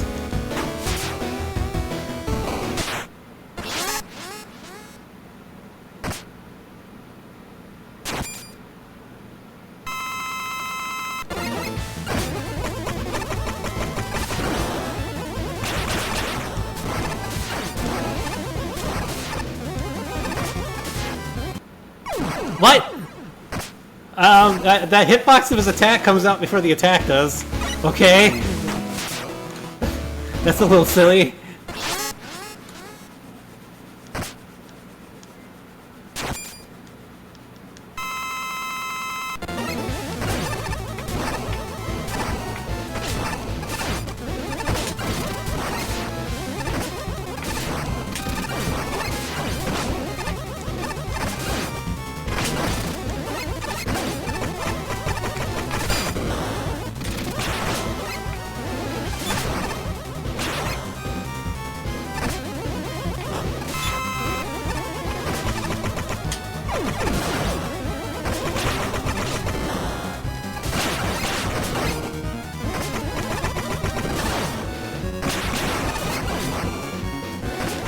This is a little insane. Holy crap, what the heck? Go overboard with the boss a bit.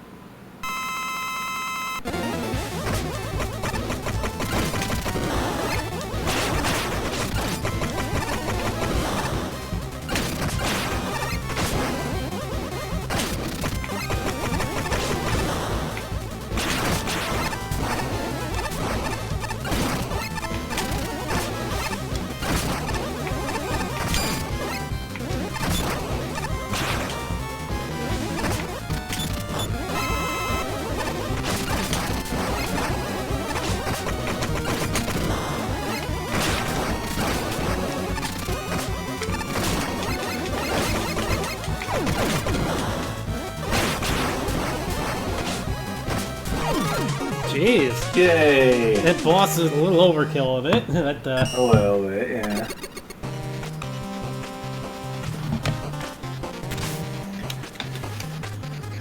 Wow, not a single score under Nope. 60 this time. Huh, Mighty Gunvolt burst graphics. Didn't expect that. Of course, they do a fine job sprucing up the place, giving the Metal Factory significant visual strength. Its strength here as well as balanced design.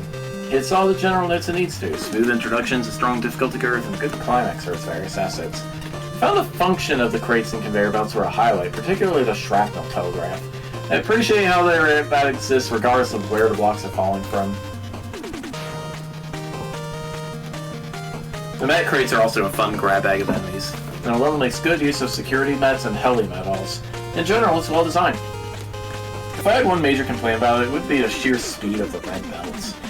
These are fast enough that I've actually gotten more or less stuck on the edges of these things in attempts to recover, which means they're pinched too fast. On a lesser note, the level's most interesting part is about 3/4 of the way through with the ending climb to the boss door being much less interesting than the big crate room before it. Unfortunately, the selected combination of core gimmicks is a death knell for creativity. Crates and conveyor belts are everywhere in this genre, as they've been done in numerous different platforms, including Mega Man 11. This is a well-executed example, but it's also been seen before, multiple times. The Met crates up a little, giving the idea of Mega Man-esque spin that it doesn't always see, but enemies hidden in boxes are still fairly standard. If you don't go trigger-happy, they don't affect much. End result, something way less memorable than it could have been. The other thing to talk about is the bosses. Metal Potten is fine, particularly the second one changing its drops. And the return of Dennis is neat. Glad he's only in this level. The giant med cannon is alright, but the second one is far easier, throwing off the difficulty curve. Finally, Metal Man starts smoothly. With the first phase it feels good to fight. But then comes a surprise second phase, amplifying his power, range, and speed significantly, while also decreasing his vulnerability time. That is overkill, and pushes him from fun to frustrating in no time flat. It's a shame. Things were honestly going pretty well until that happened. Still, this was finely crafted. It may not be dripping with originality, but what it has is still good. I have to see a more unique concept next time. This is another level I'm somewhat torn on. I recognize there's a fair amount of good aspects to this stage, mainly when it comes to the visuals and the overall pacing. On the other hand, there's also a fair amount of questionable things here as well, to the point where I've left the stage feeling a bit frustrated. Let's focus on the good aspects first. As far as I'm concerned, the presentation here makes this one of the best looking and sounding levels in the entire contest.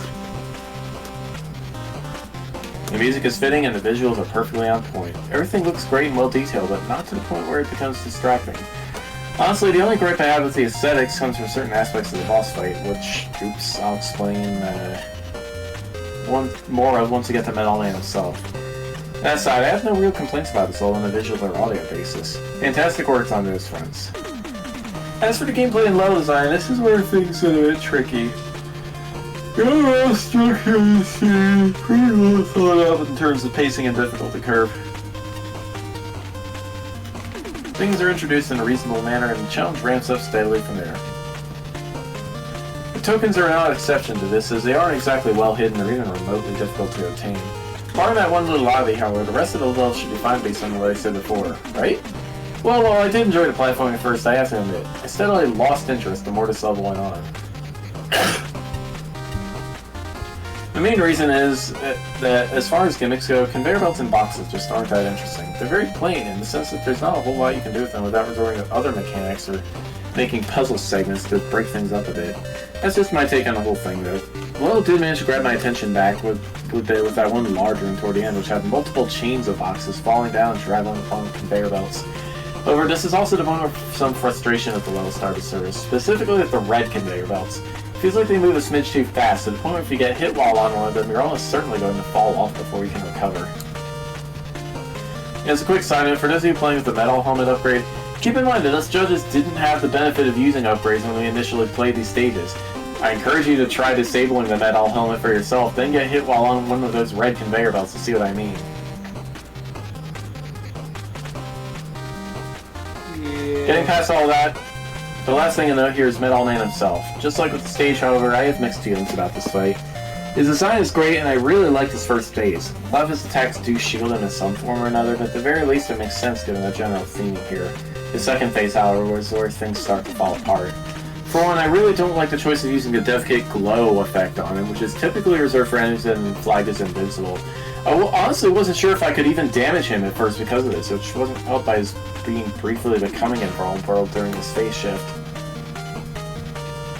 As for the rest of the fight, his main issue is that he moves and jumps around way too much and a little too fast at that. The shielding on his moves becomes a lot less fun to play around with when he's zipping all over the place. Especially cumbersome to try to time hits in between attacks like his boulder heave.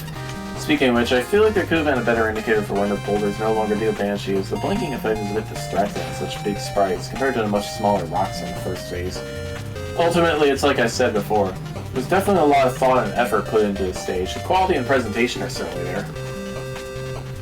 But there's certain aspects, plain gimmick usage and a hectic second phase of the end boss that kept this from being the best it could be. A factory full of adorable helmeted critters! And to be honest, the stage had a strong starting impression for me because I was very eager to see what a metal-centered stage would be like, but that impression didn't hold up as best as I kept playing on, I'm afraid. The custom assets are cool. The tile set, the animated boss gate, the single new metal of the whole stage. Seems the stage put more emphasis on the factory part more than the metal part. The metals just don't really get put into play that often, other than the propeller mets that get overused around in predictable places. So it all ends up playing like any generic factory-themed level. Conveyor belts, box dispensers, you know the drill. Kinda makes the stage uninspiring, dare I say disappointing even. Maybe because I knew from the title that the stage was going to be about cute metals, I had way higher expectations than others would have, probably. The boss, I actually didn't mind it at first. But as that second phase got surprise revealed, gross. Let's see, huge rocks attack that you can't possibly reasonably dodge without running all the way to the side, in which metal immediately jumps to corner you and punish you with double the damage you take from the rocks otherwise. Metal Man becomes either immune or takes no more damage from any special weapons. His dash attack has barely any wind-up animation for warning now, and no more dispensers on the ceiling to indicate where the blocks are going to land. Yeah, kinda a sour final impression on an otherwise fine boss fight in the first phase. Factory is often an excuse to haphazardly toss enemies on conveyors. Thanks to a carefully curated handful of assets, and a distinct Mega Man Zero vibe in the aesthetics and challenge design.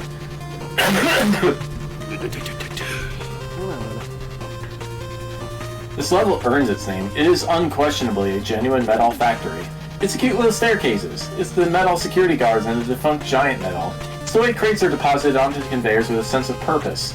This level is all about style, and yet it doesn't skimp on the substance.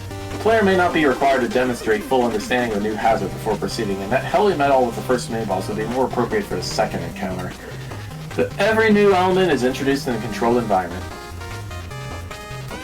Conveyors are used to good effect. Crates too, nice and easy tokens.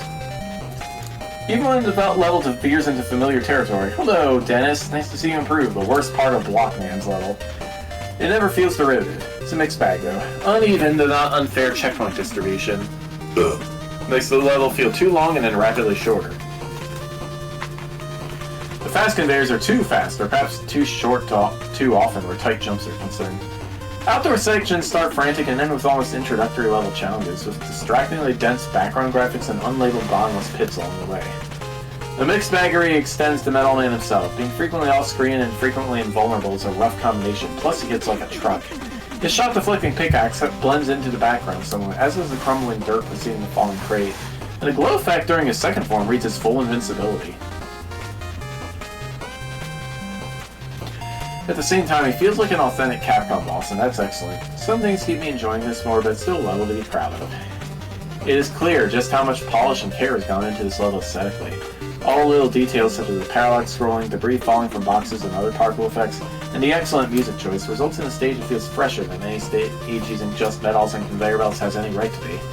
Unfortunately, it dropped the ball in a couple of really key areas. Checkpoint placement is overall pretty poor. The number and placement of the mini-bosses combined with so much opportunity for instant death led to quite a bit of frustration. Repeating the same mini-boss encounter is not fun, especially where there are difficult platforming sections immediately afterwards, or they are found partway through fairly long segments. Either adding more checkpoints or reducing bosses you're expected to fight would significantly improve the playability of the stage as a whole. The biggest issue is Metal Man himself. Overall, the attack patterns are good, well thought out, and mostly fair. However, in the effort to make the boss fight more of a spectacle, you damage what could have been a fun and worthwhile capture the stage. The size of the room leaves occasional tells impossible to see. Given he has two forms, the damage output he takes and deals is completely inappropriate. The second form uses the Death Kit invulnerability effect to give a Dragon Ball effect, because he also has built-in invincibility with the pickaxe, Leon and I thought he was completely immune and it was a survival fight for quite a long time. Then when trying to fight the second form, some of the attacks are so difficult to dodge that you cannot see the tells. It becomes a damage race. The room after the first Metal Pot mini-boss needed to use only the empty crates, as any enemies spawning in resulted in almost certain death. I know you probably threw in the Dentist mid-boss trying to impress or appeal to me with a well-received reference to my favorite level from Magma 2, but it didn't work. Lightning does not strike twice. He brings nothing new to the table. You should just do your own thing. Comma. In spite of this, the rest of the level is genuinely fun, interesting, and provides a welcome challenge. Best use of the metal, if not the best use, certainly one of, if not the best use of the metal enemy type in the contest. Blech. Words. Words, man. We made them up. I mean, I was streaming an RPG for like 8 or 9 hours before this. Gravity Wumbo. Oh no. Wait. Wow, a 47 and a 94. That is some pretty heavy contrast between the judges there. Mm-hmm. Oh. Oh, it's VVVVVV.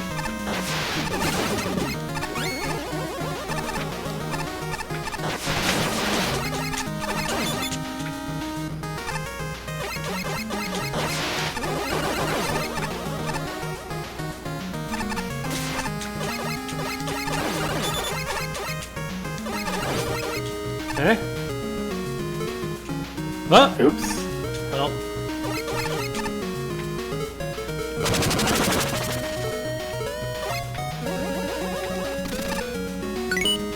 Oh, okay.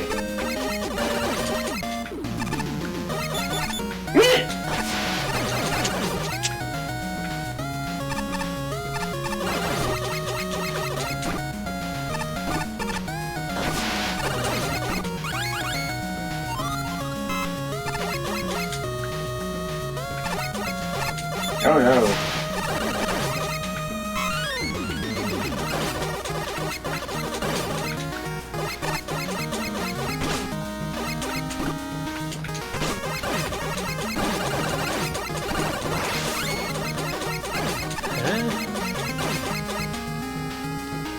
Did not possibly tell you. Not like that. How the heck do I get that?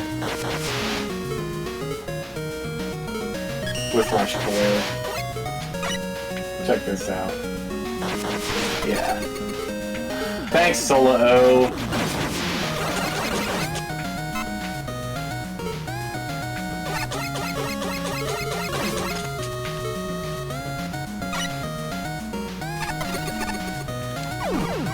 Rude! Very rude enemy placement, yes.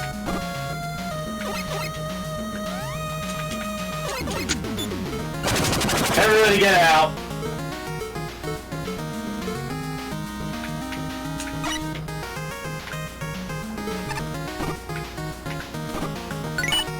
There we go.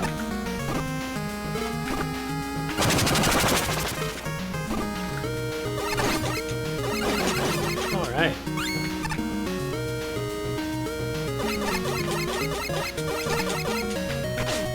Never affordable!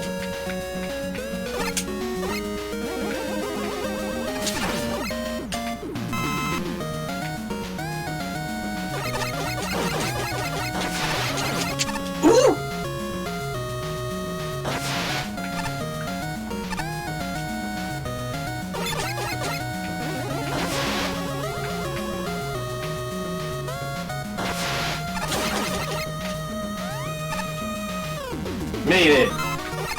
Woohoo! Uh-oh. Oh no! Yeah. I saw the sign!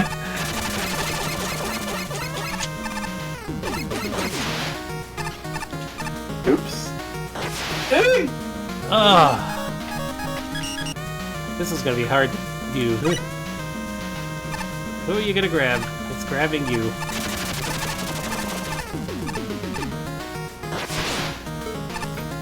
Hey!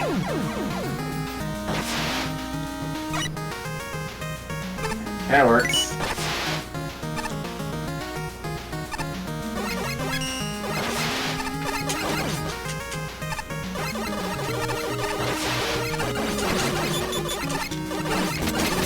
Yeah.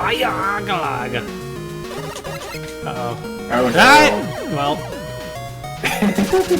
Ah! Oh! If only this worked with multiplayer.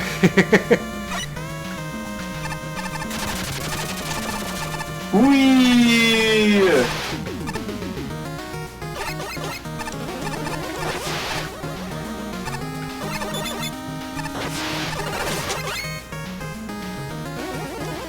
Ah! Doesn't matter, it's not like it works with the both of us here, so.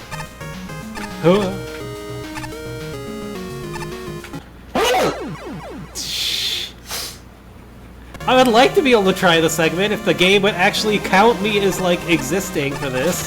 Why does it only count you? This is annoying. I can't even play the frickin' thing.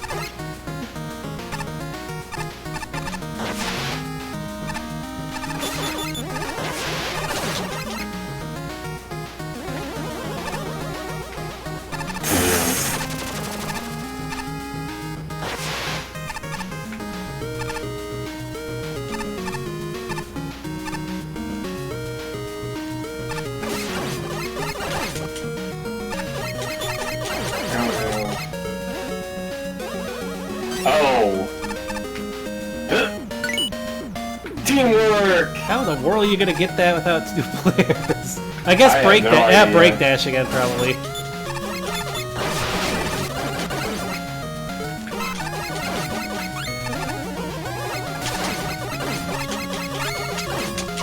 Oops. Jump and jump. Ah! Darn it! It's such a habit to try to jump over things, it throws you off.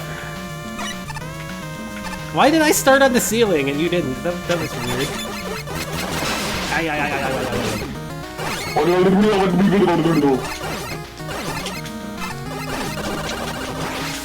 Woo! Ow.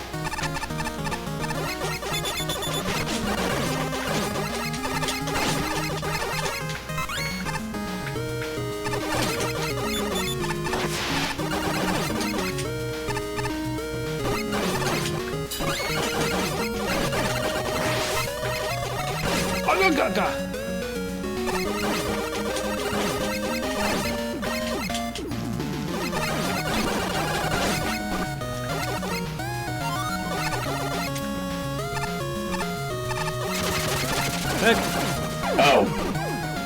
Well, got your wish. Go, go, go! It'd be nice if I could tell where that was coming up, but I guess I will now. It's after you again. Ah, darn it! Ugh. Whoa. Ah, whoa. Guess left forever. I'm on the ceiling again. And it's waiting for you. Whoops. Uh, Let's go!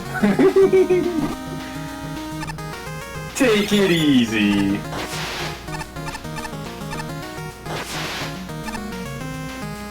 ow. Yeah, jerk. It's like you could go either way. Oh, damn it! The stupid habit of hitting the jump button to try to do these things is it's like the level's almost counterintuitive to typical Mega Man play. Uh-oh.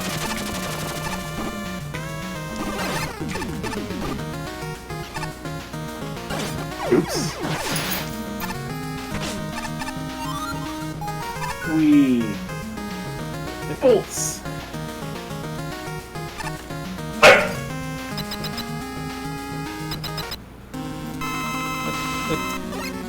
Why are you T-posing? Is that the only... Oh no, we're playing T. What was he weak to? Break dash. Break dash of all things? You can't hit him with break dash, though. He gets barely close enough. It's gonna be hard.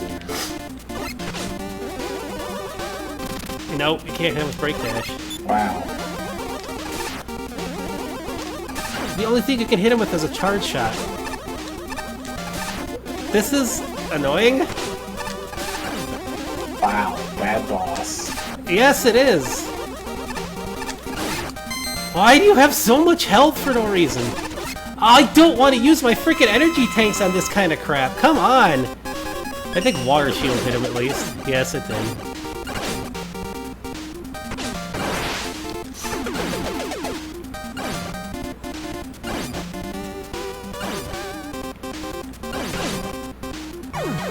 That was an awful boss.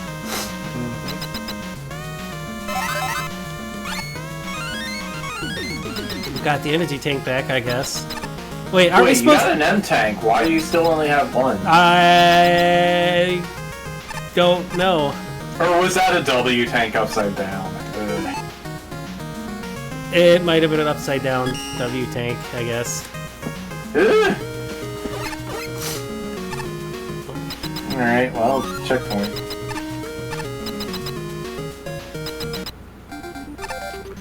Hi, Gravity Man! What the heck is that?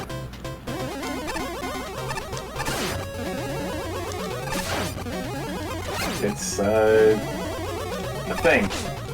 Make Gravity Man more interesting! Barely. Still Gravity Man. Yeah.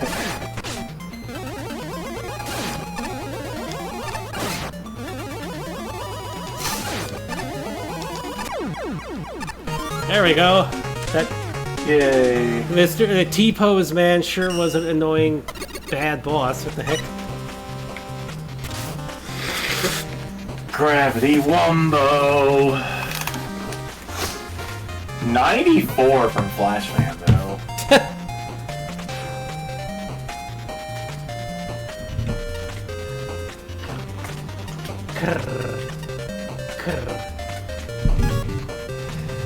Gravity flipping level. I can't say it's the first time I've seen that. The core concept is to replace Mega Man's jump with a gravity flip, and you can only flip while grounded. Sound idea in theory, but the execution wasn't as entertaining as I'd hoped. For starters, a flip Mega Man falls at the rate you'd expect from Mega Man 1's Magnet Beam. It's much faster than regular jumping and can make dodging a chore. Second issue is how badly it screws with muscle memory. Not just in the sense of jumping versus flipping, but if someone prefers down and jump slide over the slide button, this has an alarming chance to screw them over. Top it off with a weird lack of sound and boring graphics, the whole thing ends up feeling off. Suffice to say, I didn't enjoy this. Since the core gimmick doesn't feel great, the level of design suffers. While the design is technically sound, trying to learn a new gimmick and unlearn player muscle memory is a bad time. The pepper things with instant death and powerful tanky enemies. There's enough clever modes to mitigate my frustration, thankfully. The use of Rush Coil in the no-jump hall for a token is brilliant. Shield Attacker makes a way better obstacle with gravity flips, and the Bumby catchers are some of the most entertaining parts of the level. The difficulty and gimmick combination is a bit of a downer, but there's enough good in here that I consider it worth playing regardless of the vexing core gimmick. The bosses were entertaining enough, or at least Gravity Man was.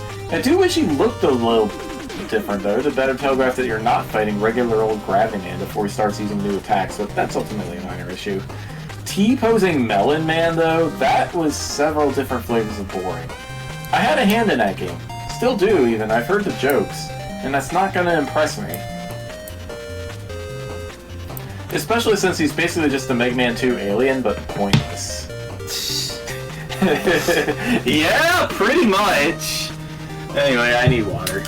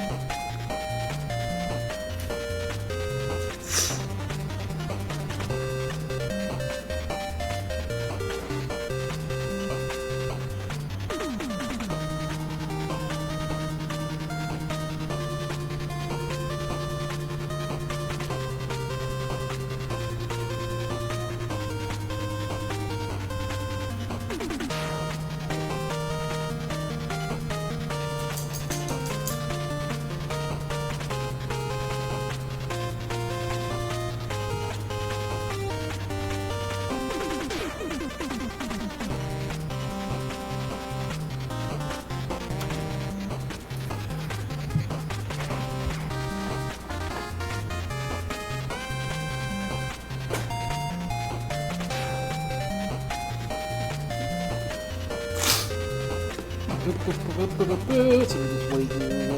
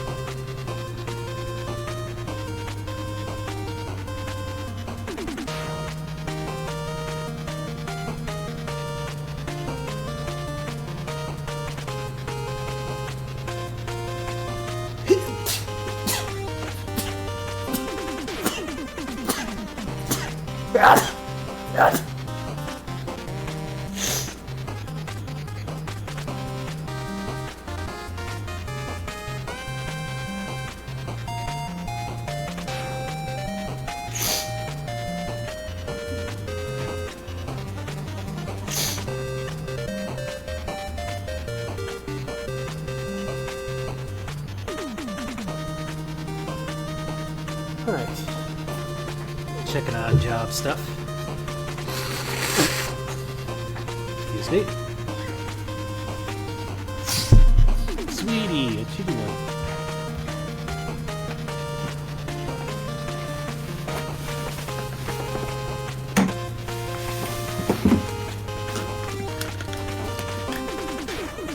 Alright, anyway. Okay. Huh? Okay. There we go.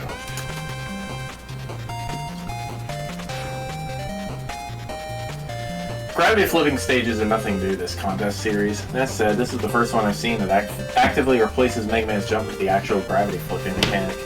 It's a neat idea to be sure. Unfortunately, the way it was handled here left me feeling a bit disappointed. The core issue lies in the sheer velocity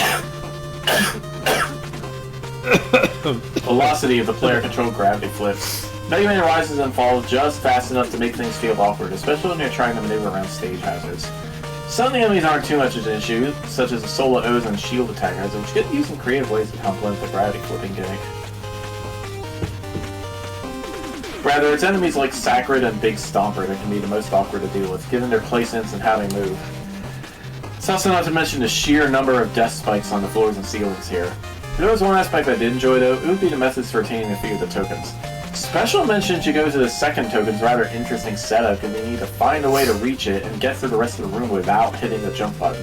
The Bumby Catcher ones I was a little less thrilled with, seeing as you have to hold back the whole time to slow things down to a manageable pace. Otherwise they move way too fast for you to reliably get any of the tokens, unless you've already memorized where they are at least. That just leaves us with the end bosses, one of which is a joke boss that's immune to uncharged shots for some reason.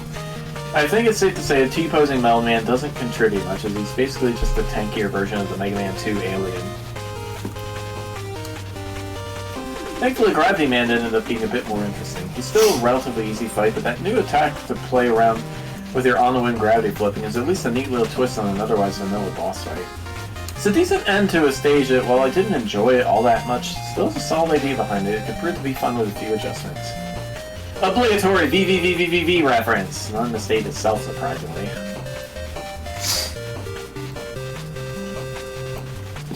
Is a stage where your jump button gets replaced by flipping the gravity instead. That was very cool with how the lamps are set up at the start. We need to flip in quick succession and take them down. However, those flower lamps do start to feel a bit overused as the stage goes on. Despite the rather abundant use of gravity gimmicks in this contest, there are definitely a few neat rooms to stand out here, such as the token where you need to stand on an ice wall to grab the token, and the essentially auto-scrolling section where the grabber enemy drags you along while you react to flipping at the right moment. Funny Melon Man cameo that you can only hit with the water shield, It's a cool change to the Gravity Man fight where you have to micromanage the gravity flipping yourself now too. The problem is that his new attack doesn't really do a lot of damage. It's better to take it sometimes as opposed to staying in the same lane as him and taking a high contact damage. Oh man, what a fun level! It starts with a simple gimmick that takes players by surprise, ease players into situations that introduce new elements while testing what they've already learned, and keep building on that foundation with twists and combinations that would make the Wombologist proud.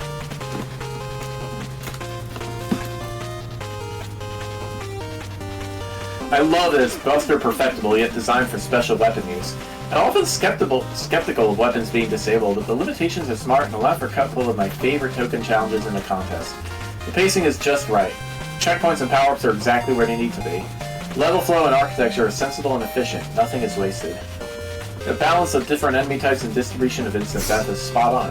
The only real criticism I have of this department is with the challenge progression between the two Bundy Catcher sections. Straight-up combat near death spikes is fine, but an evolution of the brilliant Don't Jump challenge from earlier might fit better with the overall trajectory of the level.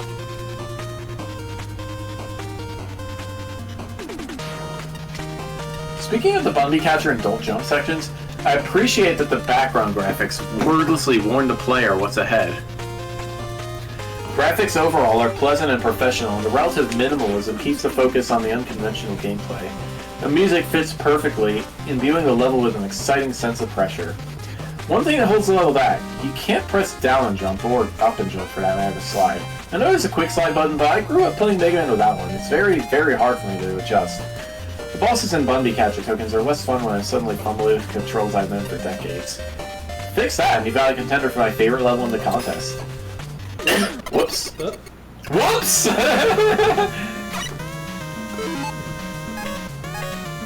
Weird.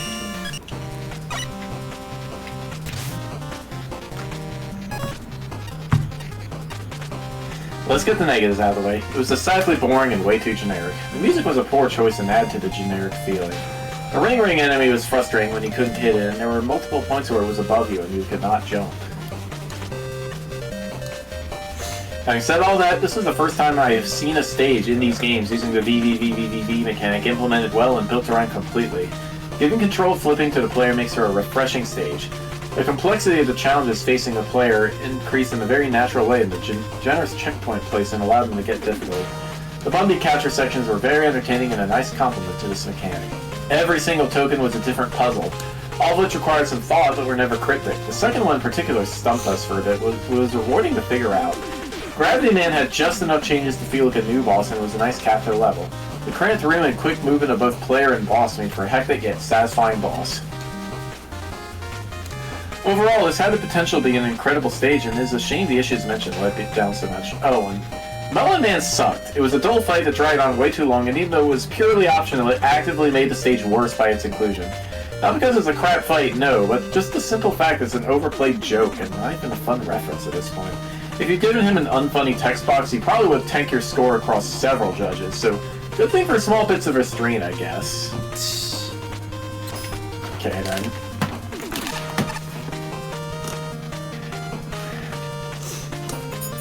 Shopping. Plug Man is plugging the casino. The thing.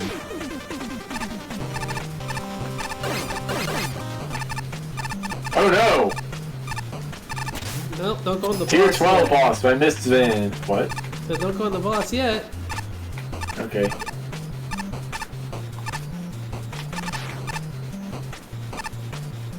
Could probably get down here now.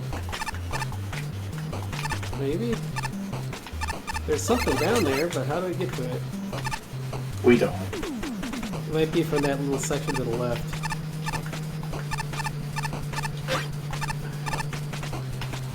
Eh? How the heck do we get to that?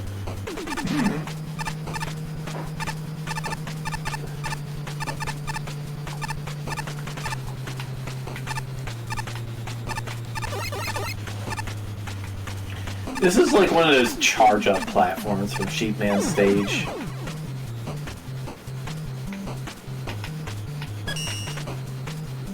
There's gotta be something in here. Let's go. Well, Oh! Wait, the power just went out. yeah, we had to knock it This out. way.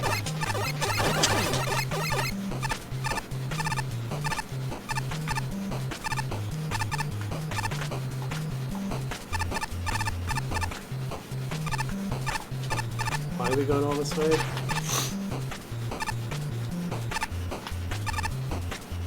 Oh yeah, we need to get stuff. Oops. Heh.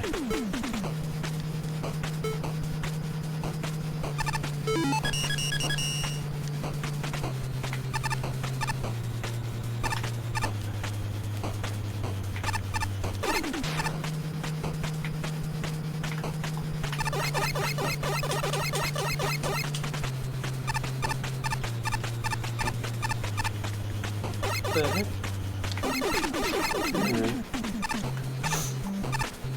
How the heck do we get down there? I heard something. That's weird.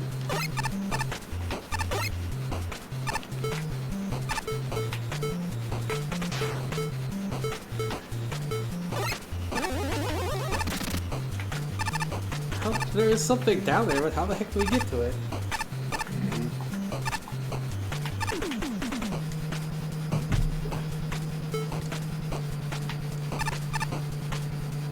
Everybody has something new to say with the power off.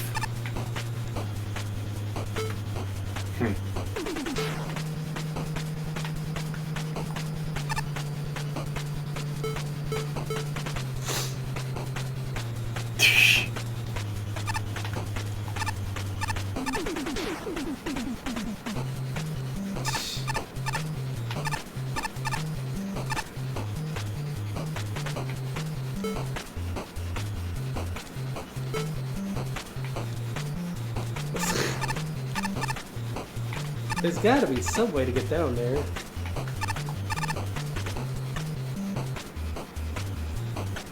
Yeah.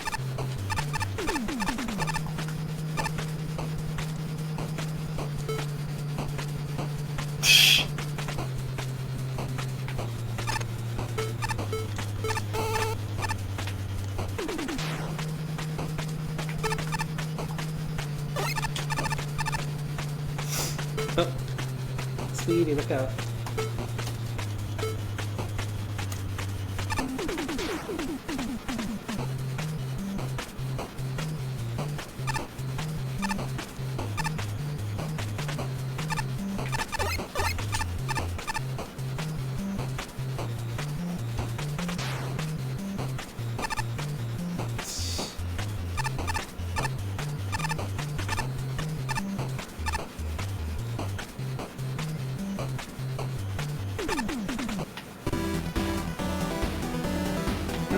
Okay. And the power's back. Wait, it opens up after the tier boss?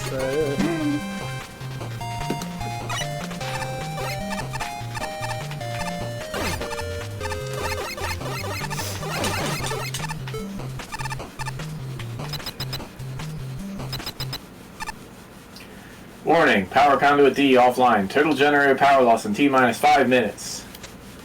Yeah, that's plenty of time. I'll deal with it in a bit. Oh, hey, you must be that Bastion guy I've heard so much about. Don't believe we met. And his control man. I'm in charge of this whole power plant. But you probably just want to get on with the fight, right? Wait, what about that warning? Oh no, did I destroy that power conduit on the way here? I'm really sorry it was in the way.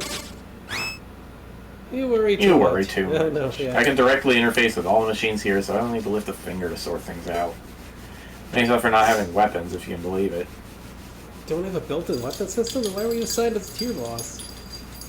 Glad you asked. You see, I'm actually one of Dr. Wily's highest-ranking robots. Probably.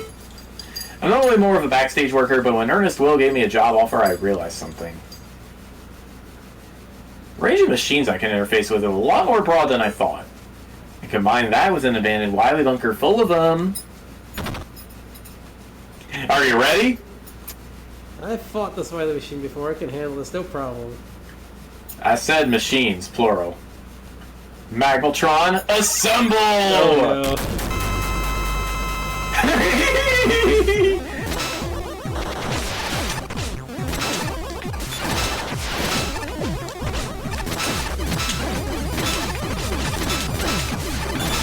What's with the tornado?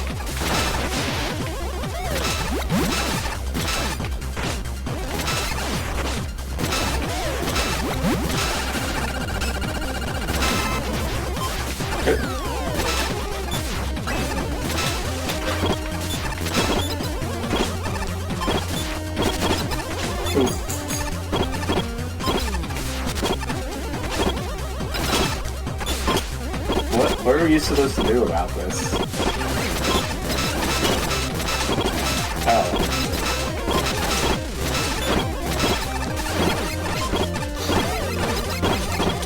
It's hard to dodge.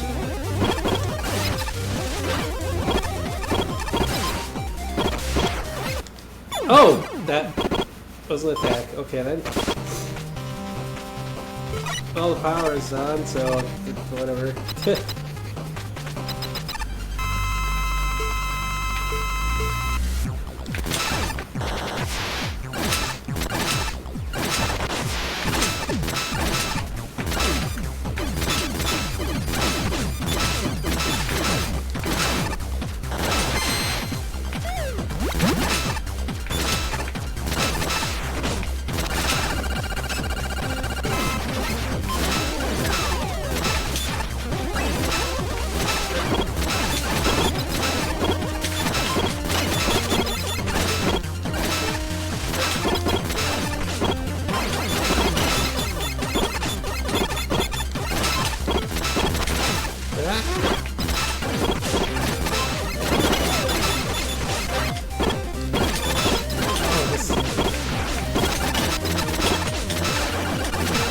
Yay, we won! Kind of a chaotic boss. Well, you beat me fair and square. Go claim your prize. Should probably prepare a new power conduit. Woohoo!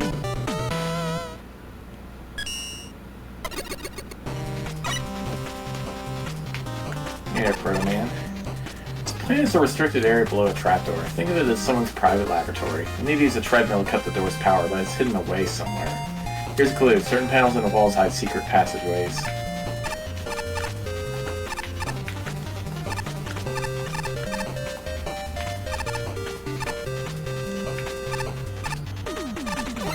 Not there.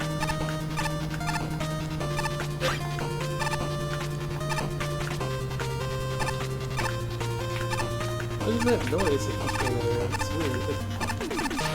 I think it's the conveyor belt. Or I think it's the platform.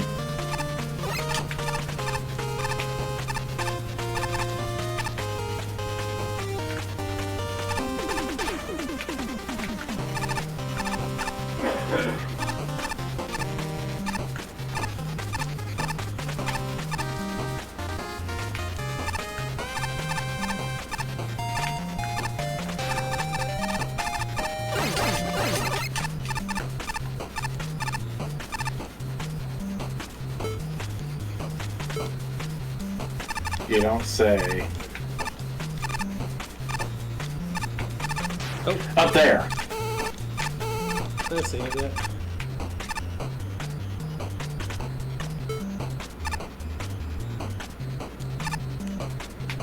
Maybe that's enough.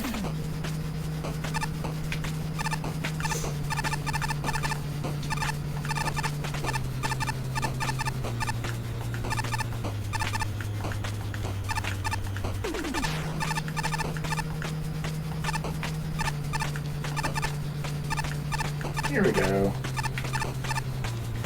I have nothing to say. Not to you, anyhow.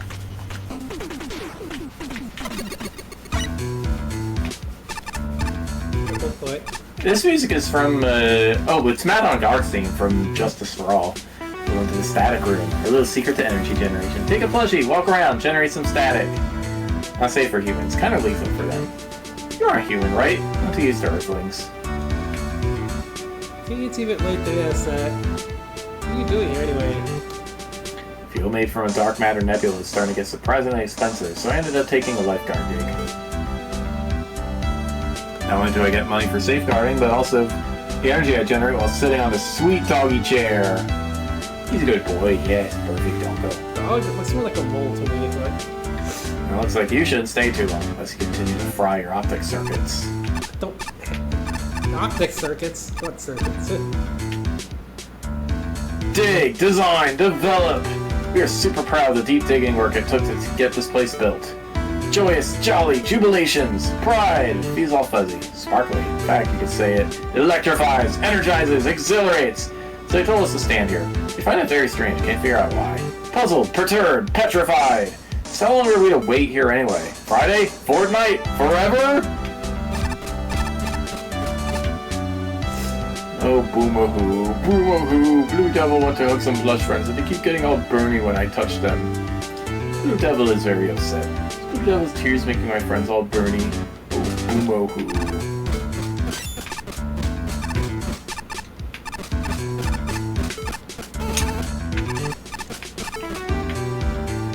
Watch it. Static-generated power leads to rather temperamental equipment. Luckily, Dr. Will, or Mr. Will, pays well, so thank us for keeping this place up to code. Who thought this was a good idea for a power source? You? Don't you know how not to distract someone whilst working? Who do you think maintains this place and keeps the workers cool? Let me get back to my job, you Twitter who. Is that all that's in here? Yeah, there's something in here. Bastion, I thought you'd show up to our lab eventually. I am Static Man, the proprietor of this satellite lab here in the power factory. True to my name, we've poured much of our research into the value of static electricity. Using the data we've collected so far, I've created a simulation as a testing grounds. Thermogoers are free to volunteer or participate in our research. If you want to bask in the glory of science, step forward and tackle my genius.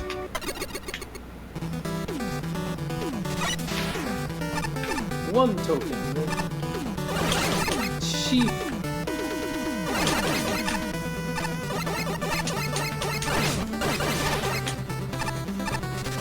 Agaga.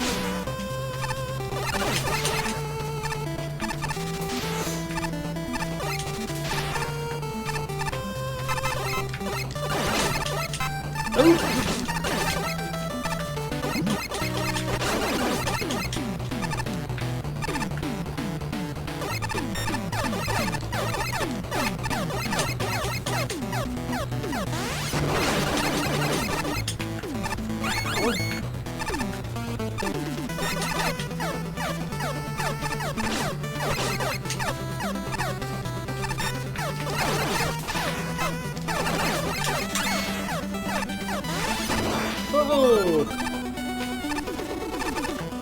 A little close. Mommy! Ooh. Mierda!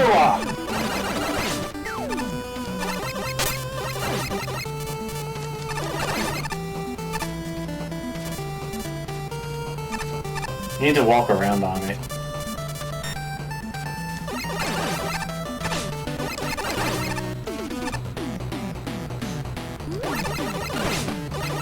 Ooh!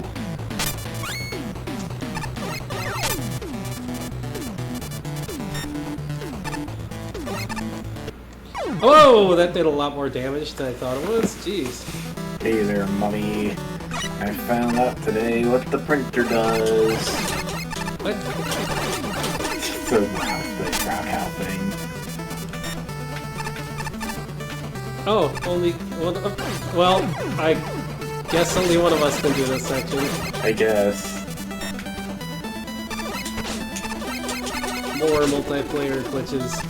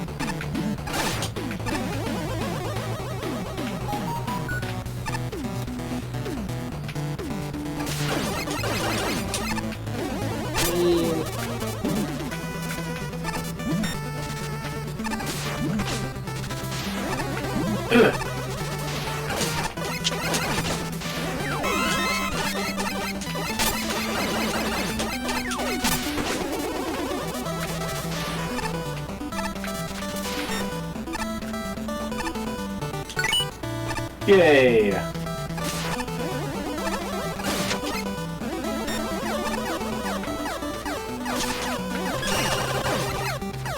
Of course, I was like, oh, well, maybe the static is done. Nope.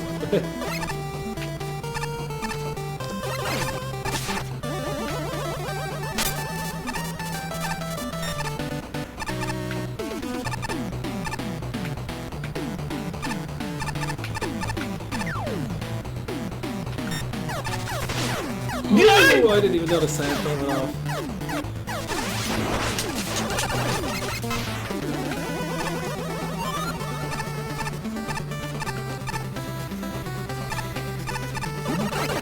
Oops.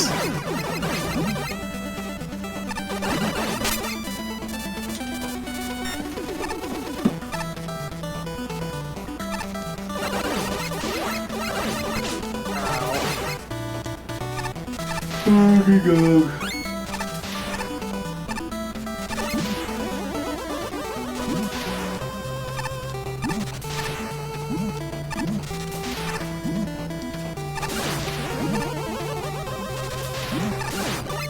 Yay! Yay!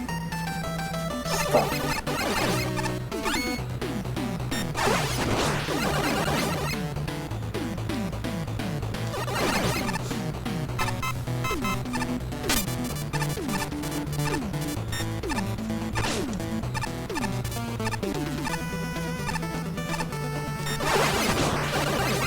Jeez. We're gonna avoid that. Nice. Woohoo! More health.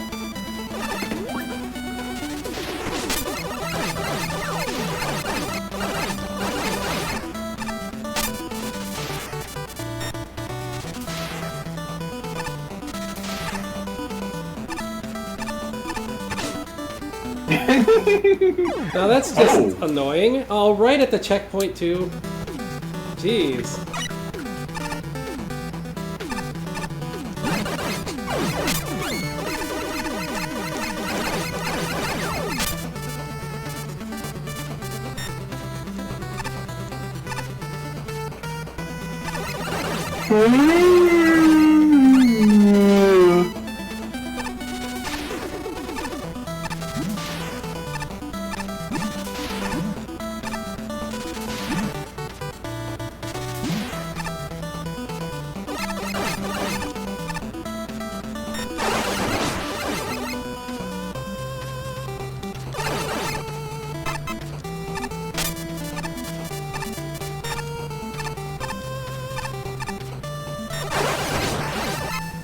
God.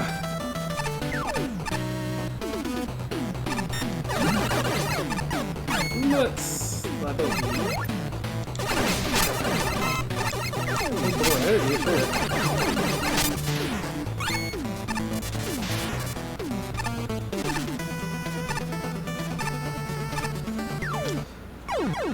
Oh, that is awful.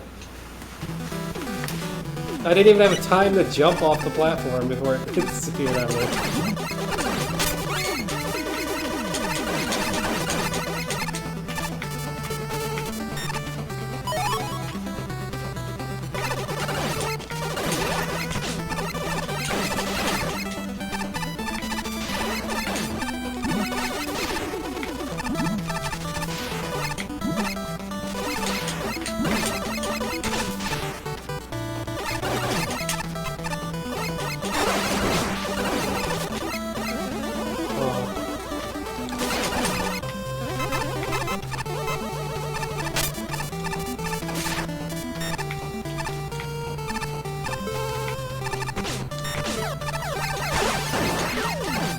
Yep, that was gonna happen. There's no way to get through here in multiplayer.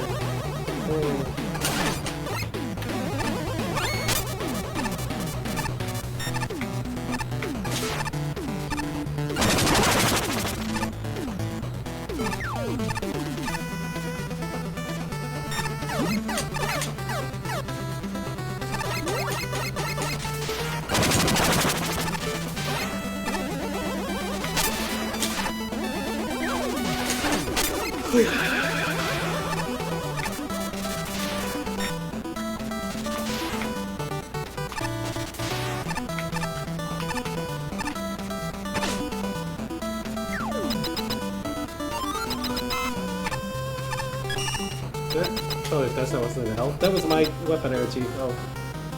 It is... Look, dude!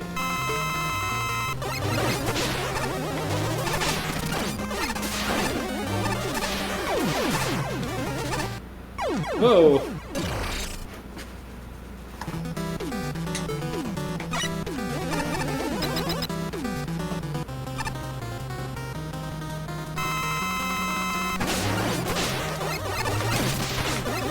The door has vanished.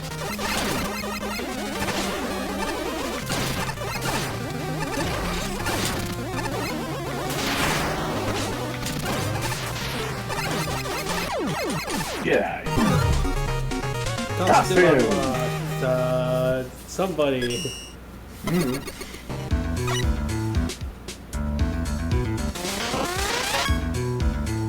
Red.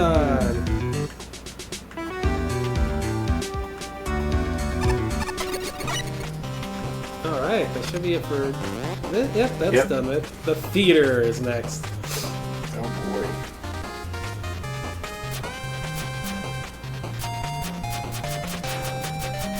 They're almost done.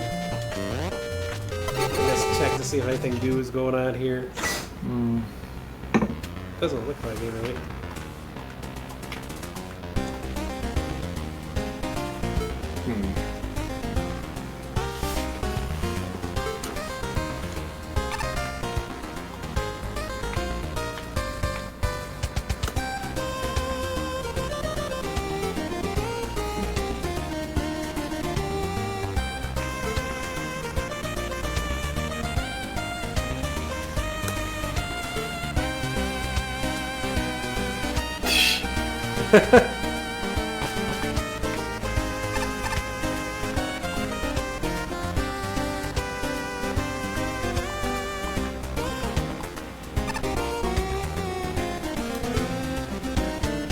Oh, same thing as before. It looks like it's all the same.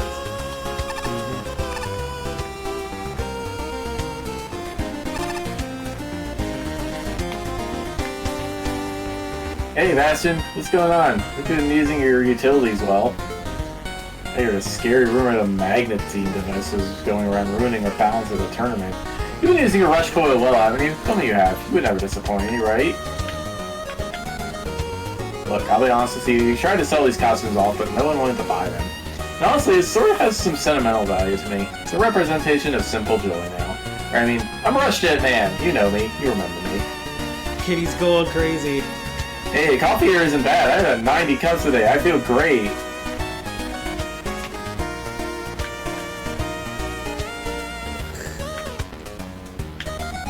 Pompadour man. Oh, Creamery man. Creamery man. What's your favorite ice cream flavor? Ooh, graham cracker. Nice, but it's always honey grahams, isn't it? I should try making cinnamon chocolate sometime.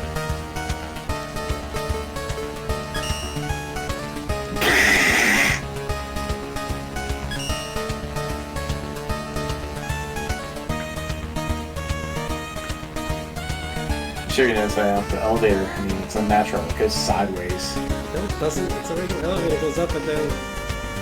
Sideways, I tell you. How is this to go to my room and 2 different locations on this floor? Obviously, the elevator shoots up into the sky and the parachutes down into the elevator. It's basic elevator science. I'm surprised you didn't know. Oh, alright. It would explain all the old rusty elevators I saw on the pond behind the hotel. Yeah, it's not very exact science. Somebody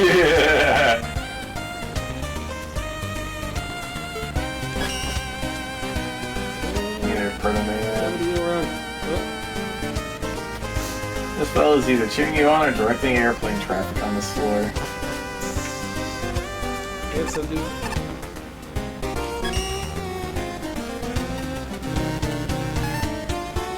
Kalinka. Carrot Man. Kirikado. That's who we unlocked? Carrot Man, okay. When do we get to play as Rush? I don't know.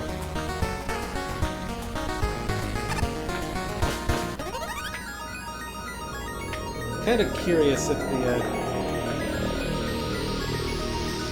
I find it quite. I tried my book in the trash, but no matter how much I dig, all I can find are these tanks.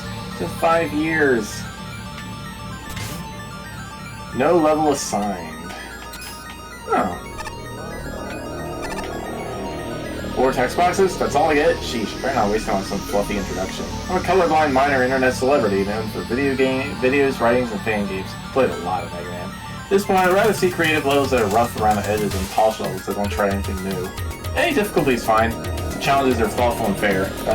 If I'm better for playing your level, I'm happy. Whew, I really had to curb my velocity there. Think about how much more I could have said with 5 text boxes. I know you've already talked about them, but I haven't. we did the first time we played. What? The first time we played, this was... I don't remember this. We went in here the very first time we started playing. Me? I'm not a judge. Think of me as Ace Spark's right hand. This is not familiar to me. We read all the... I know we read all the... Well, that's fine, whatever. Ace Spark had resistance issues throughout the judging process. When things got too bad, I served as a proxy player. The other judges approve this. Ace Spark and I are similar as gamers, and we've collaborated on fan games before. We sat together, IRL. I played Ace Spark formed opinions. I had no part of scoring the review, I assure you. Watch it, folks. Ace Spark / Dablin here. Problem though is that Flameboy and Furry who keeps things thrown into these weird Mega Man things for some reason. While I love good boss fights, the stages need to be up to snuff too. Give me something solid and well thought out. The wow factor won't hurt, and I always appreciate something creative. A solid stage is my trumps that every time. Just an ordinary person enjoys a level that players of all skill levels can approach. I was mostly a lurker in the Mega Man community, and then Magmal 2 came along. I submitted a level. It was bad. But I gained a lot of insights about level design. Proper gimmick introductions, good difficulty curve. Not one of the judges for this level design contest thinking about you, the silly blue robot, shooty robot man. Greetings, Mick Galdani here, occasionally content creator, but mostly a very frequent fan game beta tester. Probably played some of my levels by now. I've been involved in Magma for a very long time. As a judge, my preference remains tight level design first, but I also adore creative concepts and strong aesthetics. Not the easiest pineapple to wow, but it's hard to get my goat too. Hope you enjoyed everyone's hard work. Hi, I'm a longtime content creator in the Mega Man fan game scene, and I designed the top levels of Magma 2 and make a good 48-hour level. But the top levels aren't the only good levels. Go out there and find your favorite. There are a lot of stellar choices. As for me, my favorite levels keep things interesting with good gimmick use without being excessive and frustrating. That said, and regardless of any given score, I'm genuinely happy I got to experience all of them and be a part of this project. Okay. I was just trying to see if the quiz person had appeared in there, but maybe not. What about the weapon tutorial room? Yeah, how did I get to be a sickly green color? Why won't it wash off? It's just the cheat room. What's this? Wait, which one is... What the heck is this Like weird this weird portal thing port- doing here? Can't tell what's on the other side. Hello? Is anyone there? Oh, someone's on the other side of the gate? Wonderful, wonderful. Don't worry, my friend, I shall be over there shortly. Huh? Hold on, who are you? Are you from another world? If so, I really hope I'm not about to unleash some ancient evil or something. Indeed, I am a visitor from another dimension, but fear not. I mean no harm on your world. In fact, I seek to enrich it. I imagine you will quite enjoy my offerings, for I am far from a random stranger, for you are now in the presence of...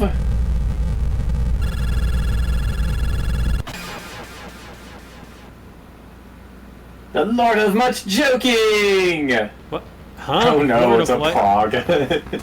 Indeed, some may describe me as the king of humor in my original world, but I seek to perfect my form of comedy further and then now travel to other worlds to do so. In fact, I bring trinkets and gifts from my world that I predict will give you quite the chuckle. Of course, jokes come at a price, so I'll part with my ways for free. If you are interested, my friend, then please inquire further. Oh no, soft block! Yep, soft lock. Still issues with this that aren't fixed. Sheesh. Alright, so let me know. There we go. Keep finding all the errors that still exist in the game, jeez. I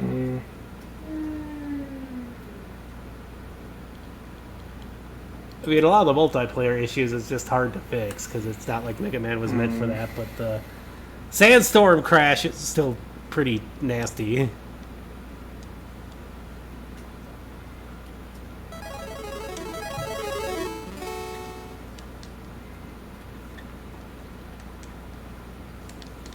Hey, you gonna work on it?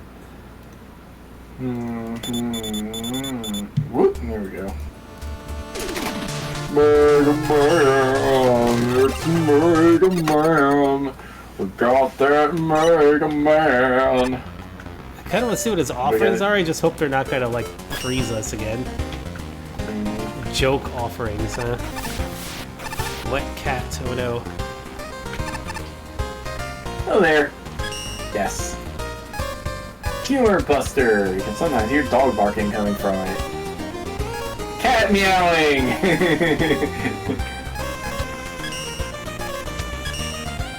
Cat Buster!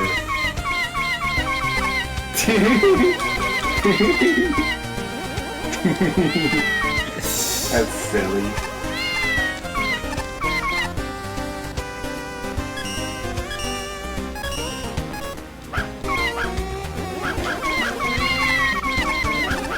Oh no, they're all going off at once. Yeah. I guess we're gonna have to... left.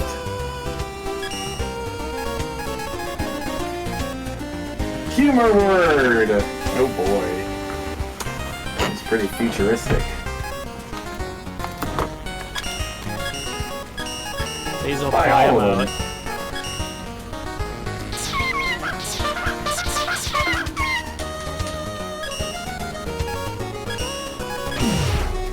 Laughs and gaffs. Cut man. Jesus. You will what?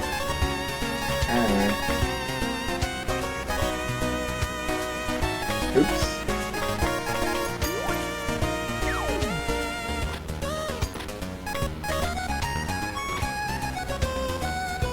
I have no idea. I don't... I mean, maybe it changes our dialogue in cutscenes. I don't know. I'm gonna keep it turned off.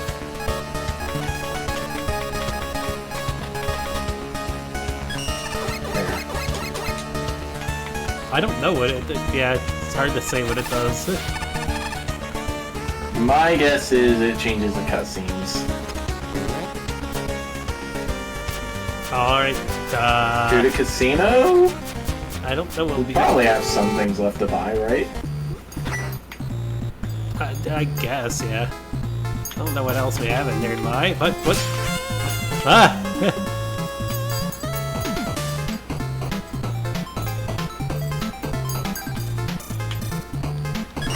We have the map. We have the map and all those things on the top row. Yep. And I can't.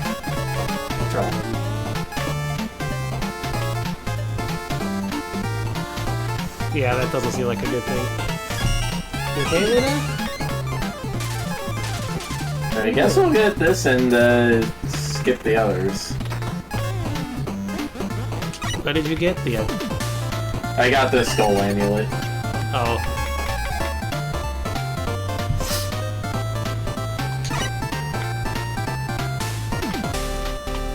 Well, yeah.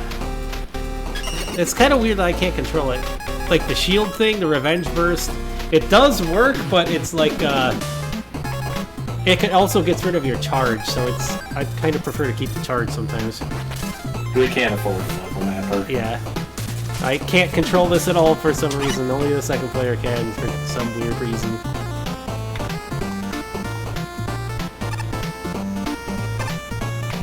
Wait, what are you doing here?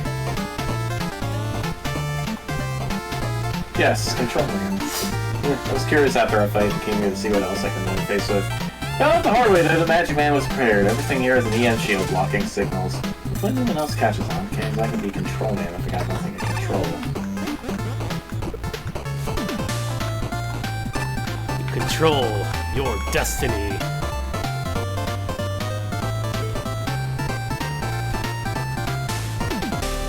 Lumberjacking.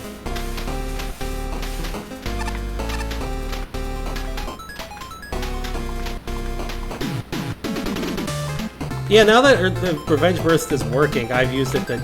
It kills some things, but... I don't know, I like to hold on to my charge, since it completely drops the charge. I don't see anything else in here. Anything new? Nope. I guess we're on to the next tier, then. I guess. The theater!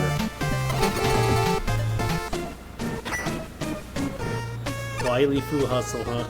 Ow! Oh god, that has to hurt. That is him doing the splits. Welcome to the movie theater. It has been a while, hasn't it, Bastion? Normally I'd ask you for your ticket, but tournament contestants have free entry. Enjoy the shows. Pumpkin patches. Time penalty.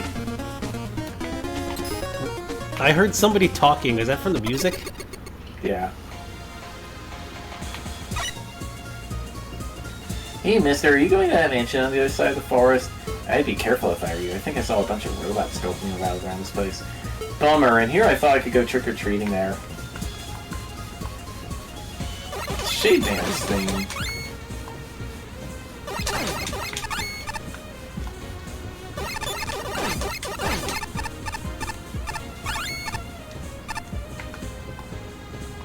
Yep.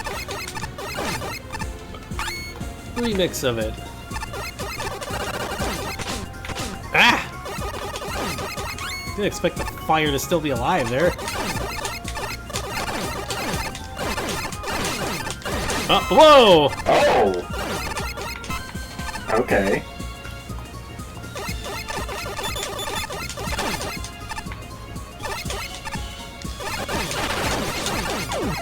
Really? Really? How did I get knocked like the wrong direction? That was weird. Ow. Oh, those things make fire too, huh?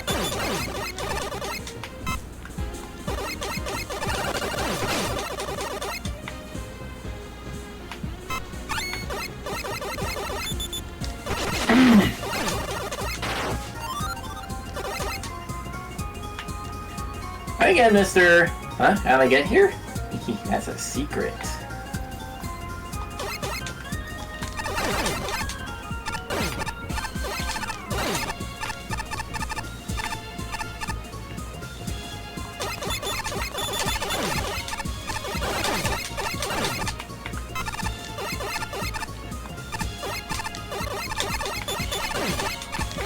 One-eyed bats. Okay.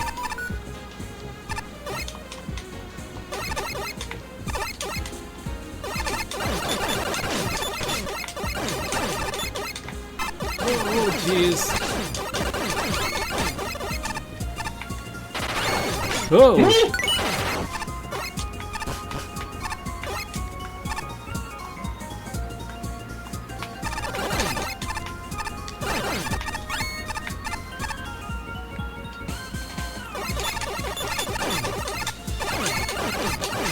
Help, please? That's what we need.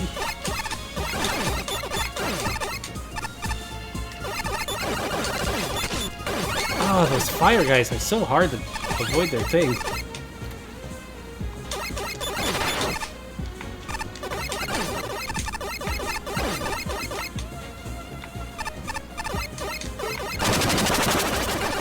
Guess that's one way to do it. Checkpoint!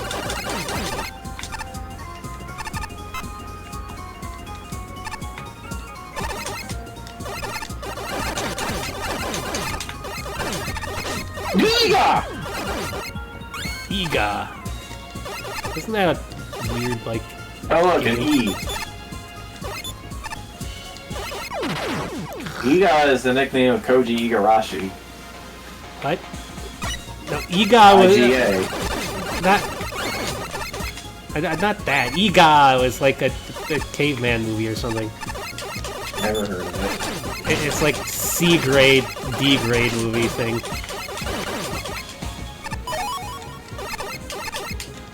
So what grade is the Skibidi Toilet movie? Considering, I mean, I guess the DMCA was Whoops. Michael Bay instead of the guy who made Skibidi Toilet, then, so yeah, that, it's not very good. It's gonna be very low grade no matter what. It's pretty dumb of Michael Bay's studio to do. Like, oh, we're gonna make, let's just DMCA where the actual assets come from and the people who made the assets, sure. Huh? The gate's closed off? Oh man, that's lame. I wonder if there's any other way to get in. Is this a long level or something?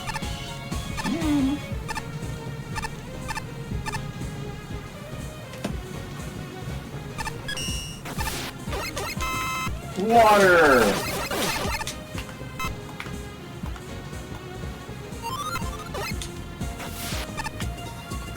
This place is so wet. You know, with how many of those fire robots are here, I wonder if there's a quicker way to take care of them.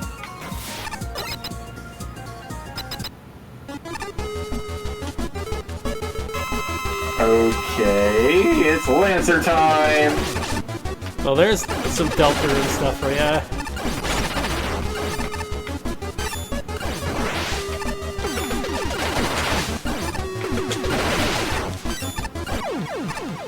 Gotcha.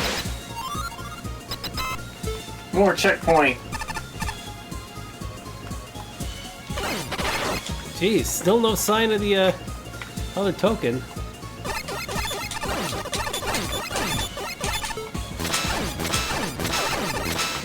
Oops. There's nothing up there.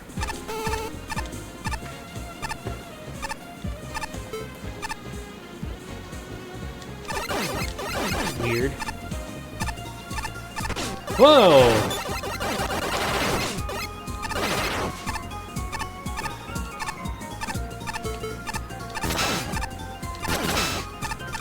Nice. Lantern Joes. I'm guessing that we'll probably get teleported out below. Oh man, look at all those bottomless pits. Hey mister, I don't think you can get through this the old-fashioned way. Let's see if she could just walk on air, huh?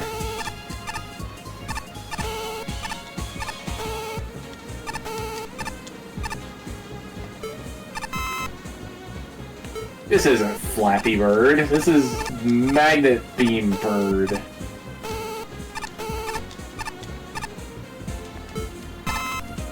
Or Rush, even.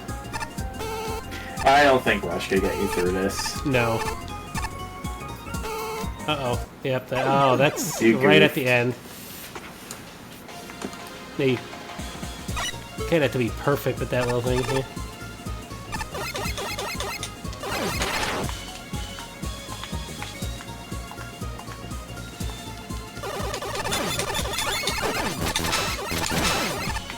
What?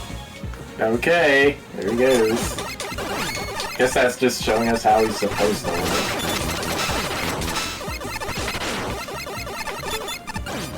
Whoops! Get behind him.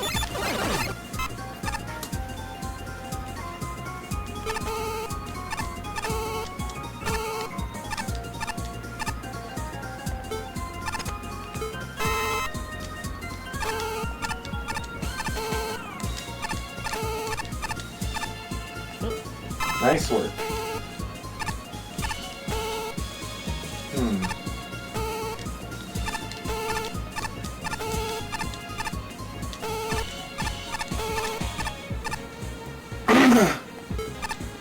Yay! And a key. Alright. Promise.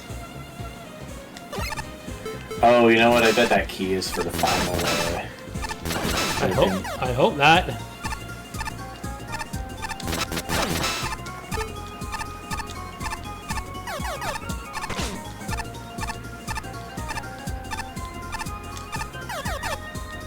Woo! It was. That is awful. Some dude just went this way and placed this gate thingy here. He even had this weird Halloween costume too. I mean, who can dress up as a log?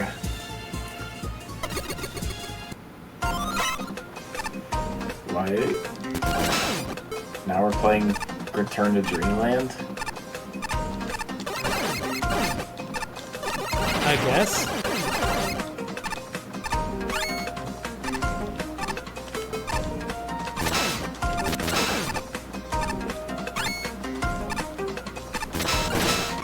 Ah! Annoying. This is a long stage. Yes, it is.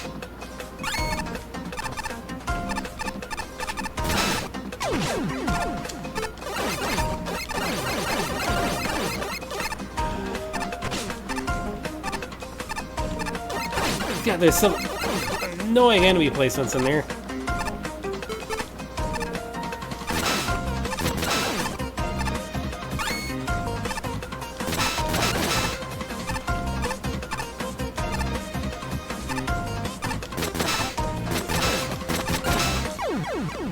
Jeez. That is a really bad bat placement.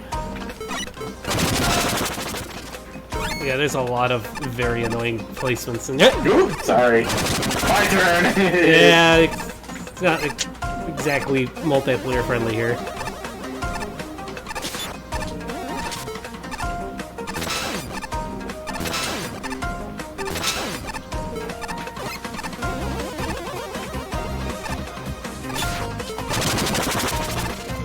Woo!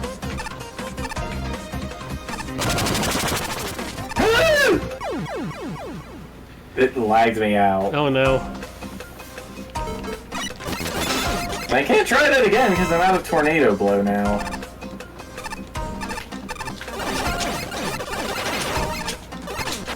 Oof!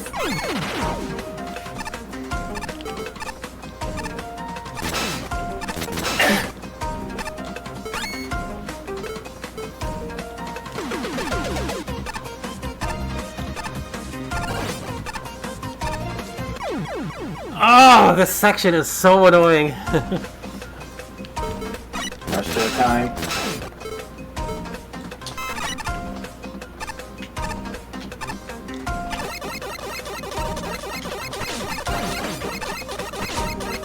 Bye. Bye. You can't exactly rush Jet through here either.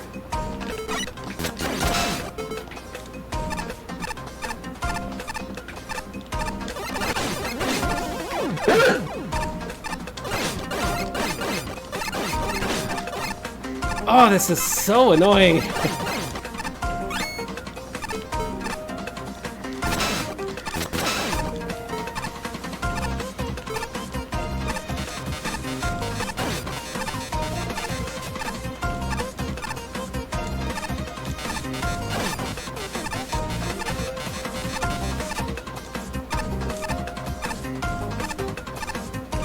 Bye. Yep, there he goes. Okay. Watch out for the...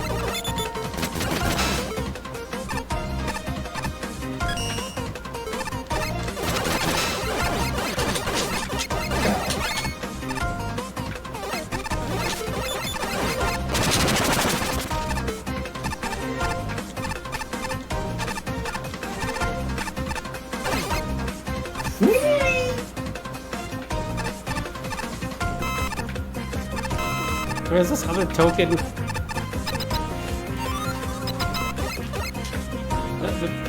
Woodman?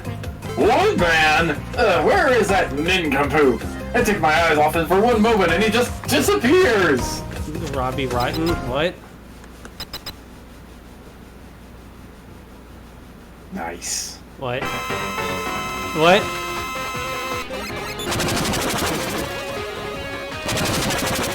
Okay. Why we are number 1 playing for some reason?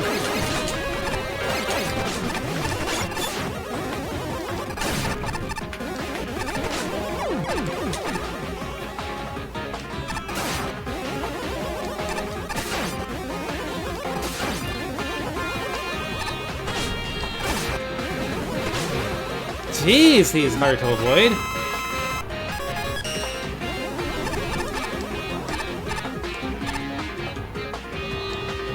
This is a reference to something that I do not know.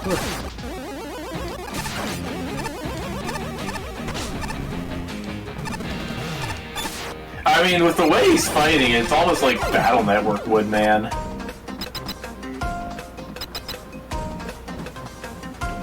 Not nice.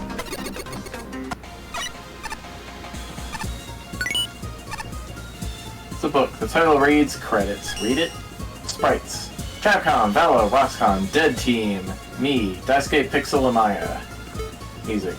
Capcom, Pascal Mitchell Stifle, Toby Fox, Silva Gunner. Thank you everyone who helped me test my will to make sure nothing was dying. It's a wardrobe. So it was recently opened. Inside of it is full of dusty old hats. Seems one of the hats is missing. There's a dusty old picture frame here. Inside is a picture of a girl wearing a witch hat. She looks happy.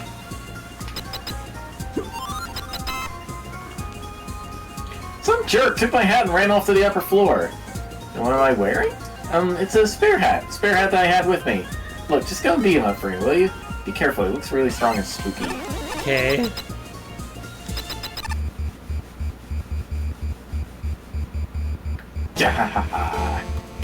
Welcome, Bastion. Welcome to my lair. My name's Lantern Man, a boss of this old mansion. I've been watching you go on a rampage in this place, and I must say, I'm impressed with how well you did. I guess your reputation really does precede you. This hat? Yeah, I found in one of the rooms in the mansion. Little girl, I have no idea what you're talking about. You're the only outsider here as far as I'm aware of. But enough of that. It's time for the finale of today's Halloween event. It starts with your destruction.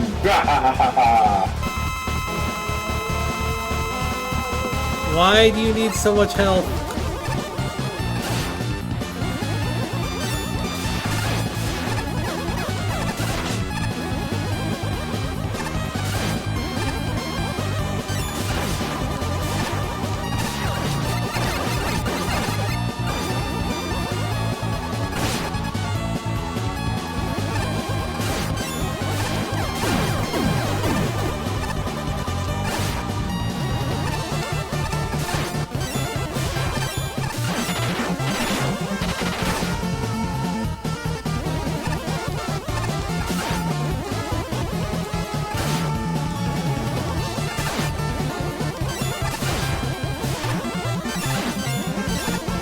Holy crap!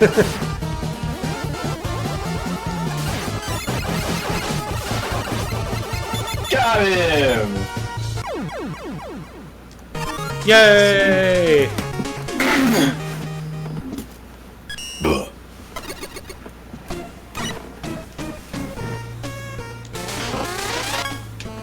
Roll casket. Roll casket.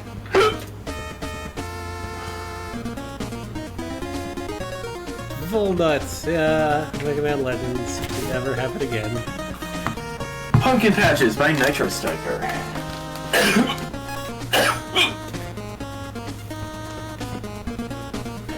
Foggy Woods? Check. Abandoned Castle? Check. Shade Man Music? Check. Surprise Ghost? Also check. This is an attempt to be spooky. Personally, I was disappointed by how predictable the ghost thing was, and I almost wish you got a proper fight out of it. Still, the rest of the aesthetic is solid, but pixel-perfect jumps on curved stone tiles are a pain. Conceptually, this is pretty strong. The Mets and hotheads are one good thing. They work great with the grass, and I adore the toe grass when hothead sees you, but Lantern Joe is a pleasant standout. Instead of just another tedious shield guy, they ended up being cool dodging challenges in disguise, which I adored. Unfortunately, the one-eyed bats seem like an afterthought in comparison. They're not badly used in any stretch, but one of the bats is still just a regular bat. This is evidently what got the least attention of the enemy batch. As far as gimmicks go, it's only got two significant ones. Drop platforms are great. The flammable grass, solid concept, but not a lot of variety in how it's used. But the real issue isn't variety, it's length. Good grief, this level is long. The cave section has the right idea, starting off with only a few pieces, but 2 to 3 enemy types and 1 gimmick are not enough to sustain the first half or 2/3 of this about 50 screen stage. The bosses are also longer than usual, and the level's final token is especially lengthy. You have to get the second token's key, survive the climbing room, brave the several screen-long Starfield death trap with every gimmick tuned up to the top, and fight a multi-phase bonus boss.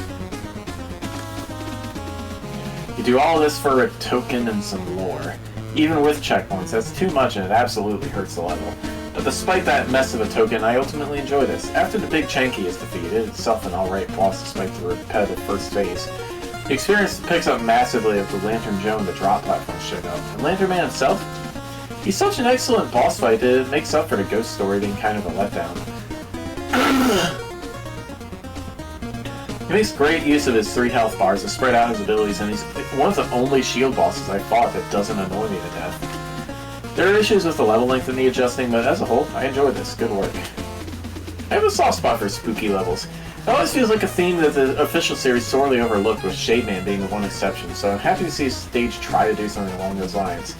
The aesthetics are certainly on point for this type of theming as well. And they're all looking it's all lit up rather nicely. Speaking of which, the enemies are another point of interest here. I like the general ideas behind most of them, especially with how they can set the grass on fire. That said, it's also very easy for those sections to get out of hand, mostly thanks to the jumping fire tackles that the hotheads produce. They're not impossible to deal with by any means, but the sheer rate at which the hothead can throw them out, coupled with Hothead himself being a somewhat tanky enemy, makes them more annoying than not. I think those enemies being mostly absent for the second half of the levels, Lion ended up enjoying that part a lot more. That's also not to mention Lantern Joe, who is probably the most unique enemy here. I ended up having a lot of fun trying to play around him a lot on the Shadow Man platforms, which is actually a little surprising to me in hindsight. I usually hate gimmicks that more or less reset your progress while going up big vertical rings, but thankfully that wasn't the case here. That's probably thanks to how manageable Lantern Joe ends up being, but even with the other gimmicks and enemies at play here. Just as long as you take your time and don't rush things where it's not necessary. Outside of the tackle fire, sometimes making things a bit hectic, I'd say I enjoyed the main section of the level. Sadly, the side areas of the level are where things get a bit more mixed. First, there is the Mag Beam challenge. While it's not too hard to get through, you can easily find yourself in a situation having to redo it should you happen to die after grabbing the key. That said, the secret area said key leads to is pretty good. It's a short set of tough but fair platform challenges, with one exception being a rather frustrating hothead encounter early on, as tackle fires really don't mix well with the Shadow Man platforms. That one bit aside though, I thought the secret area was fine. The secret boss less so. While his custom attacks are fine and actually kind of fun to avoid, the same can't be said of his default attack. Woodman's falling leaves have always been very finicky to avoid. This made even more of an endurance test for damage race here thanks to him having 2 health bars. I also found the reward you get for beating him, 1 token and some lore implications, to be pretty lackluster. Thankfully, the level ends on a high note with his main boss. Lantern Man is a pretty straightforward but still entertaining fight.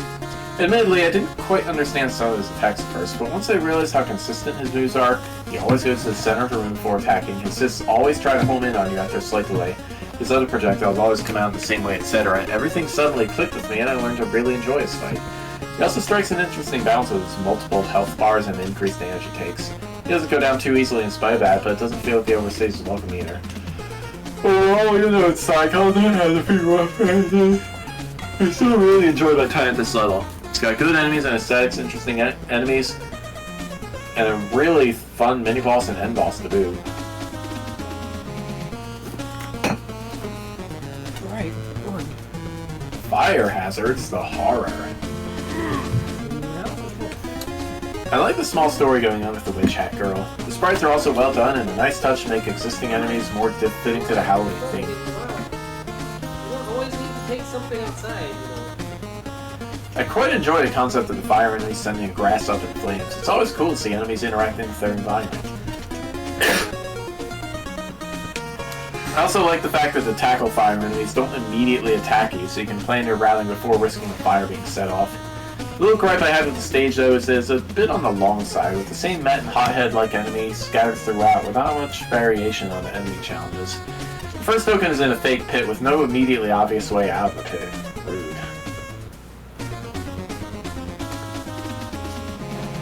At least the entrance to it was marked differently than actual pits, so it's still a bit of an odd design choice.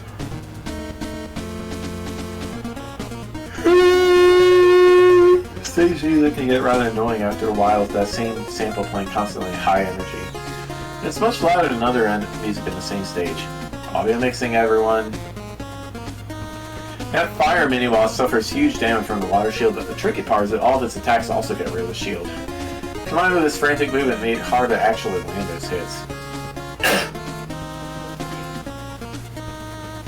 Somehow I had more trouble with this guy than the actual stage boss. The stage boss is fine, can get a little intimidating with the fast attacks and huge health pool. Thankfully he takes double damage from the buster. Many of his attacks are reasonably dodgeable as long as you stick to the side and pay attention. Next, their crosshair graphics look cool, but it's also somewhat unnecessary.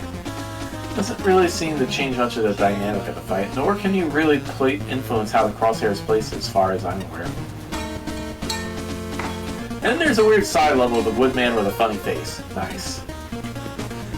You made a level with highly satisfying aesthetics. Other levels look and sound good, this one is art. The whole experience is a Halloween thrill ride with a perfect soundtrack. I don't even like Halloween, but I like clever environmental gimmicks, a narrative with a sense of humor, well-timed checkpoints and power-ups, and cohesive theming. Well, I'm not sure how the second half qualifies as a pumpkin patch, but I'll take it. Challenge progression stutters a bit. It's a smooth upward curve, then flattens out, then dips rather shockingly, then quickly ramps up again. Challenges themselves are clear and well-structured, but often border on cheap and overly demanding, especially in a buster-only run. Lots of proximity-triggered enemies on ledges, gaps that are almost too wide to jump across, and long stretches without a safe place to rest. Fortunately, special weapons help tremendously. The water shield is perhaps too good. The custom enemies are initially a treat, but start to go stale by the end, especially if you pursue all the tokens. A level this long needs at least one more enemy type. Lantern Joe could use a little polish. Magnetic Shockwave makes his lantern disappear and he doesn't flash when damaged. Mini-boss projectiles should disappear when the mini-boss dies. That said, the Fireball mini-boss is a fun break. I could do without Woodman. I don't get the reference that whole digression into the portal zone feels highly disruptive. Plus, it requires getting the difficult Magnet Beam token in the same setting. Lantern Man is a fitting end to the level, albeit a smidge too frantic for my taste. Also, please consider donating some health bars to charity. 7 health bars across 2 bosses and a mini-boss is overkill. And some color choices are indistinguishable to my colorblind eyes. Fun fact, this is the first stage in the Judge EXE. Whoever did that is getting fired. I know some sticklers might be off about the mix of Red Book audio, transparency, etc.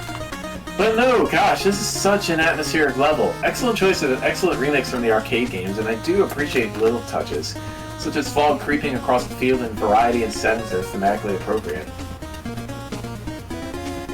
I think my absolute favorite thing about this stage is that this has what is probably the best Joe variant I've come across.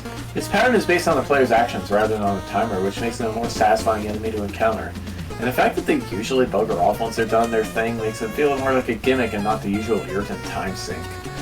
I'm also a fan of tokens that reward the player for paying attention, and this is how I think tokens should be handled. I did like the Magnet Beam challenge, it felt fair, but that first token was particularly hazardous. Deadly enemy placement, and even being really easy to fall into one of the many pits just by going into the screen transition feels wrong. Some parts leave me wanting a bit. I'd say the tile work early on in the stage could do some work, but thankfully it gets much better later in. But the first area is rough. The fact that foreground grass and background grass look way too similar makes parsing early parts of the level difficult. It is that the firehead was very poorly introduced. Using it in an area with grass that both wasn't lit on fire and then including it with real grass is very confusing. Even it's confused me in replays. But there was one part I just didn't like at all, was the secret area. The meme area. The general area here was weaker in every way than the rest of the stages. Then Woodman happened, and, well, Woodman felt pointless and distracting. The fight's first phase caused it to drag. It's literally just a stock Woodman fight. Better health management might have helped lessen this feeling if you just wanted to do a fake out. I like that the second phase leads super heavy into the arcade games, but this entire area felt flat. I miss Stefan too, but I would have preferred a less jank tribute to the #1 villain. That this side arena cuts off a segment of the stage I just found more fun is, yeah, not a fan. That said, my second favorite thing about the stage, the other bosses.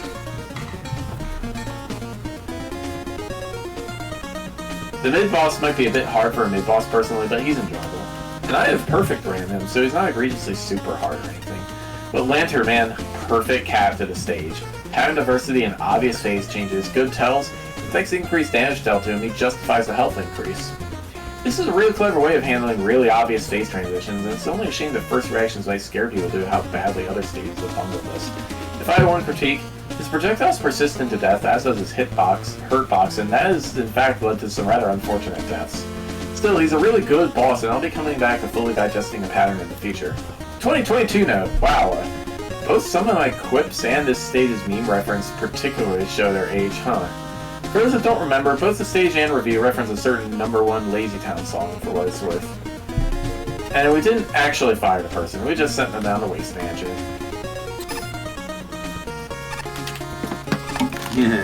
11:52. Personally, I don't care about the tournament. I'm actually waiting for you to do that little movie adaptation of it instead.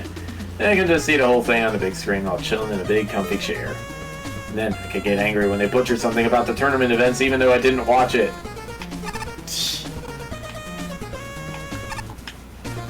Woo! The best part of any premiere is definitely the roll across the red carpet. I don't mean that metaphorically. I'm not lame like everyone else. I drive across that carpet popping wheelies. Sometimes I slip up and someone gets hurt, but it's okay because I always look extremely cool when I do it. Mega Man! Pick your poison. World famous Canadian actor Lucas Lee. What a man. You know, my boys are subcontracted to build some sets for this movie. Could tell the mucker was crazy for me. Can't blame him. If I were any hotter, I'd be a safety hazard. Pay wasn't the best, but I did get to take a sign just like this back home. Fury, Alpine Weather Institute. This is outrageous. A handsome movie star such as I should be getting a discount on the food and drink, don't you think? And I should get the promotional cups and toys are free too. What's with this slow and molasses way of popping popcorn in this place? We got a way better idea. We'll cook it all in an instant. Explosions! That's instant heat, baby. All of it pops at once. Why do I have to put worth the cash register and be the popcorn machine at the same time? They aren't paying me enough for this. No way, is that the Bastion at my concession stand? This is the best day of my life!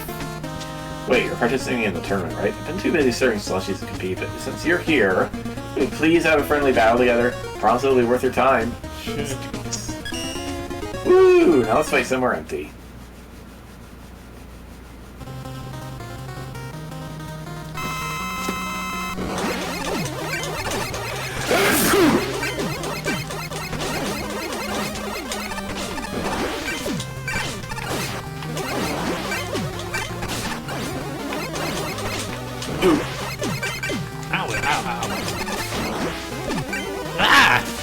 Catches you when you dodge that. Oh, he's getting faster.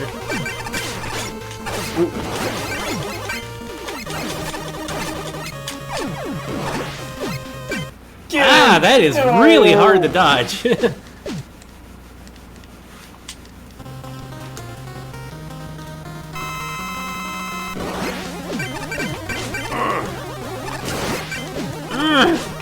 It's stuck.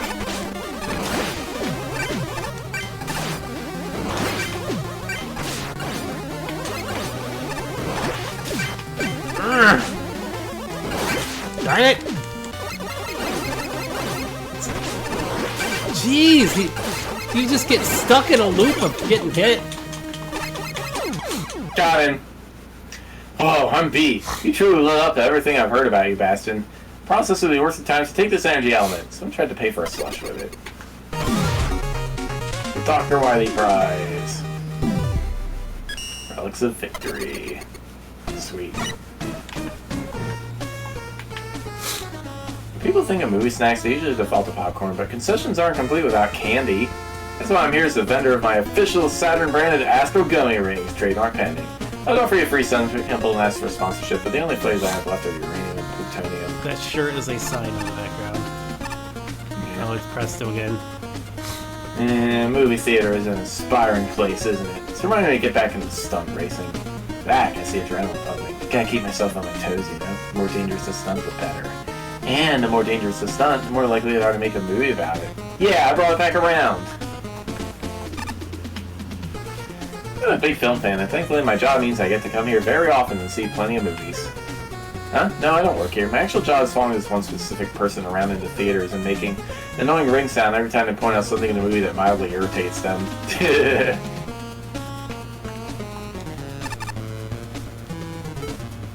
Why do we keep talking to Element Man? Just in case there's something for talking to him each time. The Proto Man, huh? Welcome, welcome. The theater's just up ahead. Enjoy the movie. Make sure to subscribe to the 5 different overpriced streaming services to watch the follow-up material.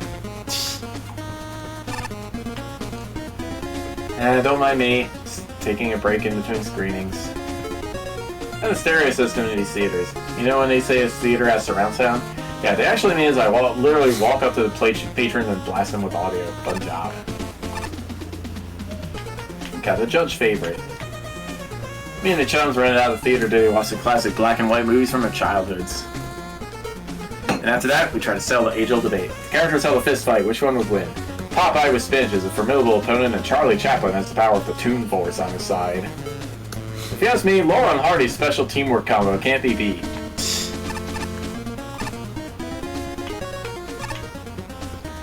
And that's what you're thinking. Don't worry, the only reason there's a mech here is because it's a promotion.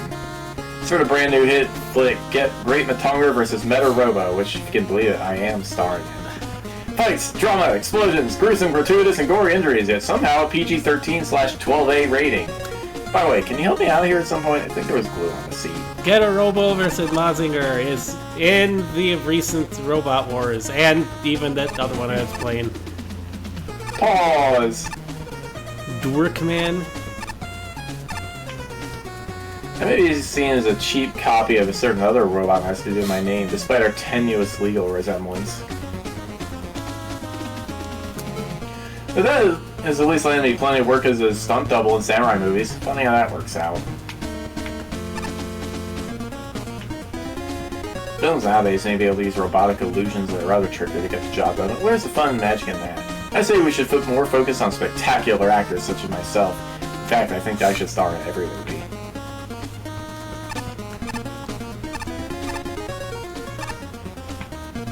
Yep, going down.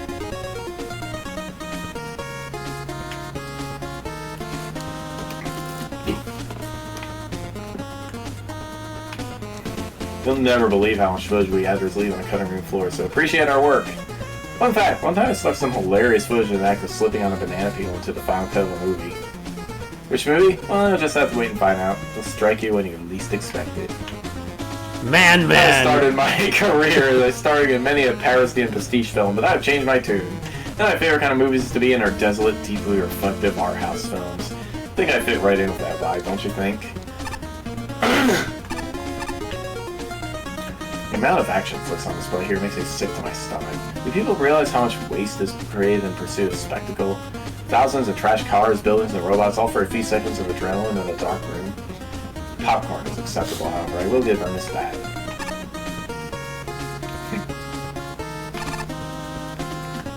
Alrighty. My favorite movie? I don't really engage with entertainment. Just be a distraction from my work. Now for research, there are many fascinating nature documentaries, and I'd be happy to recommend some. Paper and Bird's Journey, Wolves of Siberia, Life of an Average Mole. Huh? You're not interested? Yeah, I'm the backup protector. They call me upon me when there's some sort of incident. One time we of course had a power outage on our biggest premiere night for a whole year. 1,000 people had to watch a movie through a tiny screen I was making. It was dire.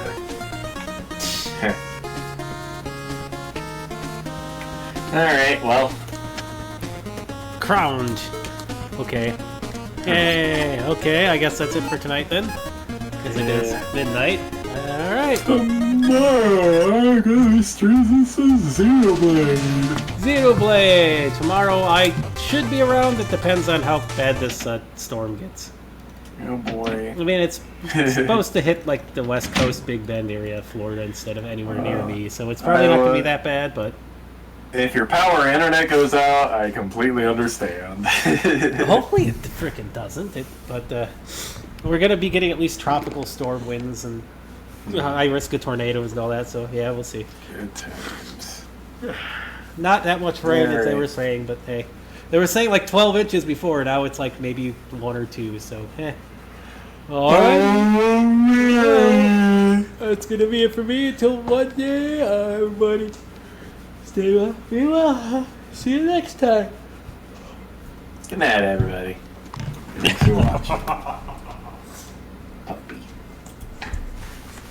Bye bye.